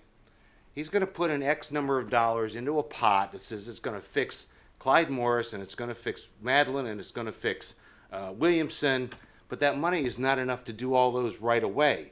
So that money has to go into a pot where other developers put money into that pot, and eventually we get enough money from state and federal that we can then fix it. But you're looking 10 years down the road. So he can say we're going to put money into a fair share pot, but it doesn't mean it's going to be fixed as soon as these folks start building, right? We know that. My overall opinion is, I said a lot here, I'm sorry. My overall opinion is it's a great project. And what could be built there right now without them having to come to us for permission is not any better. And it could be worse because it's going to be straight zoning. You just don't know what you're going to get. But in good conscience, I am so frustrated when I have to vote and say, gee, I think it's good to put another 1,282 trips on Madeline and Clyde Morris and Williamson. And that frustrates me. And I get your issues, but you also got to look at our issues and say, what's the better choice here to put in this parcel? That's my comment. I agree with you. I mean, traffic is the one thing I hear about the most from people. So it's definitely an issue. Traffic and drainage, of course, which are two things you guys are going above and beyond to address. But I truly do feel like with this project, we are looking more ahead than 10 years ago they looked ahead. I feel like this board is so much better at looking ahead than the board 10, 20 years ago was, because including Lance. No. Just because we've had to deal with these situations so much, we are trying to get better at looking ahead. I feel like this project is looking more ahead than many of the projects we've had come before us. And maybe not as ahead as we want it to be, but better than we've had. So, is now a good time to tell them they should remember this conversation when the Parks and Rec bond comes up for vote? Because when that, you're going to have the same problem when that bond comes up for vote once you increase your tax. Okay, so. Real quickly. Yes. You know, I share your frustration. The problem that we have is that these are governmental bodies we don't control. Mm-hmm. We're talking about the state Department of Transportation, we're talking about some county money, and then we're talking about a whole new development that's across the way that again is not part of Port Orange, the Walker Preserve, where that thing is. So you're looking at, you know, we're kind of on the far end of this thing, and we're trying to control what we can control, but there's other stuff around there that we have no say on. There's nothing we can do. You got to go talk to Daytona Beach. You got to go talk to the county. You got to go talk to the state. The bridge is going to be a nightmare, and I would be stunned if they get that overpass fixed in 10 years, because they don't know where the money's coming from. You know, if we had the sales tax, that'd be great. But right now, there were all kinds of people jumping up and down. Yeah, we defeated the money grab. And again, it was because it was poorly marketed. It was thrown together too fast. They didn't think it through and didn't present it well. That never got done because now here we are. We don't have any funding. Everyone talks about what about gas tax? Well, the problem you have with gas tax is as gas tax is pennies per gallon, and as your cars get more efficient, you have less dollars going into the pot. Even with more cars coming down here, it's not the growth that you had. Plus, you've got costs of that stuff going through the roof, and that's something that's, you know, road costs and things like that are totally separated from the consumer price index because that's not the thing that the consumer buys. We don't go out and buy a truckload of asphalt, or we don't go out and buy a bunch of engineers to put this stuff together. So, you know, we've got stuff that we're dealing with, but we don't control, and that's the hard part about this thing. And as far as what the future is, that whole thing is, again, we're dealing with the Port Orange Planning and Zoning Commission. So we're looking at what's our land use rules and that kind of stuff. Those things were set up where they get periodically reviewed, and these guys are trying to work inside the rules to give us the best thing that they can. So when you're sitting there as a citizen, it gets frustrating because you feel like, well, nothing's moving. Well, a lot of it can't because it has to go through, you know, the whole planning commission or the whole zoning review. That has to go through the city commission. You know, you get all kinds of different things going on there. So it gets a little bit frustrating. But I think, as we've said, this is a good project that's doing much better than what we could have had if we'd let it alone. I really like the way they're trying to work with the drainage. The transportation, you know, we can't control the stuff that we'd love to on that. So we're kind of stuck. So now we're. But we're still not Orlando, so that's good. Yeah, great. Los Angeles, whatever. Yeah, and it gets frustrating. There's absolutely no doubt about it. So I just want to throw that in. If there's nothing else, I will entertain a motion. We have to open these separately and vote on the first one first. So just again. Yes, and remember when you make the motion to add the policy. Make a motion to, go ahead. That was my question. So we don't separate the policy out. We can put the Yes, policy add in it the first into one. the first motion. And you're sure that's going to make everybody happy with? I've seen the. Yeah. Well, that's why I keep yeah. asking because I've seen these Yes. things kind of come back, and on a different board we had to come back and have them revote. Yes. I think you can't approve one without the other being approved. You're right. Correct. All right, just want to make sure. Is that good, Counselor? So yeah, just Make- make Okay. sure you add the motion, Mhm. you add the Policy. Yeah. policy to. Make a motion to approve case number CPAM-23-0001, including the policy recommendation to add an FLU element policy on density limits. Second. Call the roll, please. Stan Schmidt, Yes. Scott Stager, Yes. Mark Bowling, Yes. Maria Mills Bennett, Yes. Bo Bilfamy, Yes. Lance Green, No. Thomas Jordan. No. Motion passes. I'll entertain a motion for the next case. Make a motion to approve case number PRZA-23-0007. Wasn't anything on that, was there? No.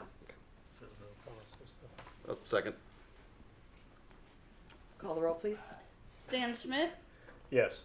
Scott Stager, Yes. Mark Bowling, Yes. Maria Mills Bennett, Yes. Bo Bilfamy, Yes. Lance Green, No. Thomas Jordan. No. Motion passes.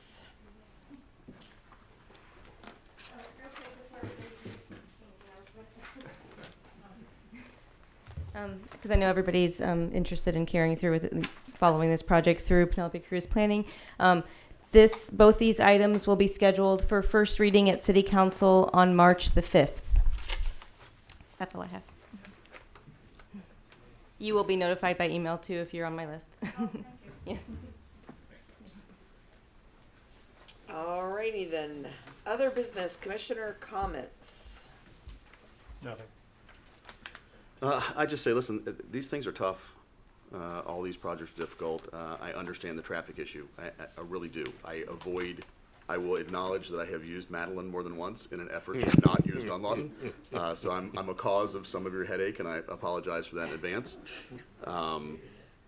That issue at Dunlawton there it's a nightmare. It is way too complicated to address at this panel. We're not at that level. And the fact that we have at least 4 entities that control roads in our marketplace, it's a challenge. I think all we can do is continue to advocate for making those changes, to lean in. When you see those sales tax issues come up, make sure that you find out what they're really talking about. And hold your elected officials accountable. If they're going to take your money, make sure they're spending it in the right place. And if you do that, in all likelihood, you'll see more people who are willing to invest in these projects going forward. But right now, we're in a place where the dollars don't exist. The applicants have the right to do the things that they're doing. In fact, could sprawl that out quite a bit more. I like the idea of density and building up a little bit more. It protects things that you guys have been talking about: trees, open spaces, green spaces. That's where you're seeing more of the people in the country going. Let's pull them together, let's build up instead of out, and let's create parks and make these things better. Tough decisions. I understand why you guys voted against. I just wanted to say thanks for this project. I think it's the better use of the land. Mark? I'm good. Bill? Lance? No. Tom? Yeah, no, it's interesting. You mentioned about, not wanting apartments. You prefer to have single-family homes. I think that was Miss Hutchinson, I right? do too. Yeah, did you bring that up? I live in an apartment. We sold a house 6 years ago, and I am so glad I did. I have no maintenance. I don't have to pay for roof. I don't have to pay for homeowners insurance or wind insurance. I got a guy that cuts the lawn that he's already included. I got the pool. I got the gym. I love it. And what's interesting is the mix in our apartment complex is probably 30% students who go to Palmer or Embry-Riddle, and 30% of just folks that live in apartments, middle age, so to speak, or younger. And then there's old people like us. And we don't want houses. We don't want to have to do that stuff anymore. So and if they wouldn't be building apartments, there wasn't a market for it, right? That's what it comes down to. Nobody's going to put up a commercial building or an apartment complex if they don't think they can make money, or pretty sure they can make money at it. So, but staff does a great job here for the city of Port Orange. You guys have no idea how much work they put in for all these projects. So I know they're very good at communicating with the public and communicating with the developers and staff. So thanks a lot. Appreciate all the things you folks do. And FYI, while we're talking about developments outside of our city that are going to ultimately affect our city, we make way better decisions than they do. So way better decisions. So be thankful for that. Staff comments. Oh, come on, Tim. You gotta have something to say. Any last public comments?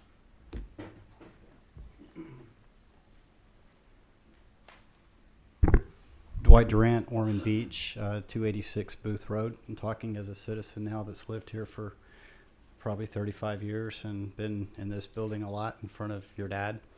And I just to add a little positive to what the things that you're saying, it's not all just a grab out there. And I'll use this project as an example. You've already proved it, so I'm not selling anything.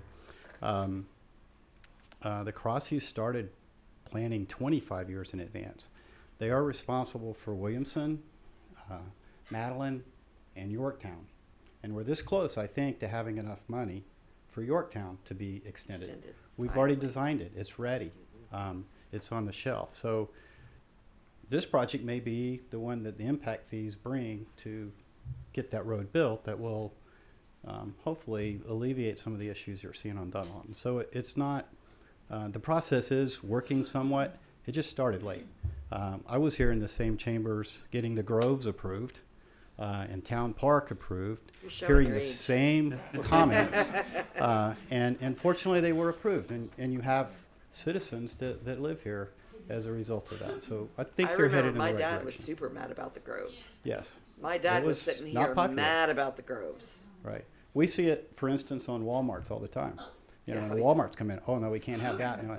Well, go try to say you're going to buy the Walmart, tear it down and plant pine trees. you'll have this place packed. Cause well, no, wait a minute, I use Walmart. No, you can't do that. So, I hear that, and all these concerns are valid concerns.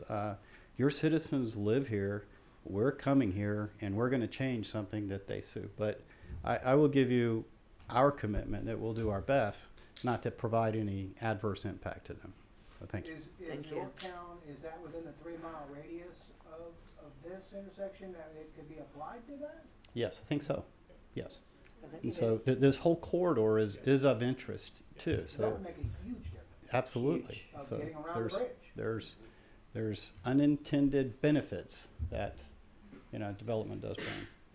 We've been waiting on Yorktown a long time. We've Long designed it twice for you already, so Yeah. we're ready. Yeah. So, thank you. Thank you so much. Anybody else? Motion to adjourn? So moved. Adjourn.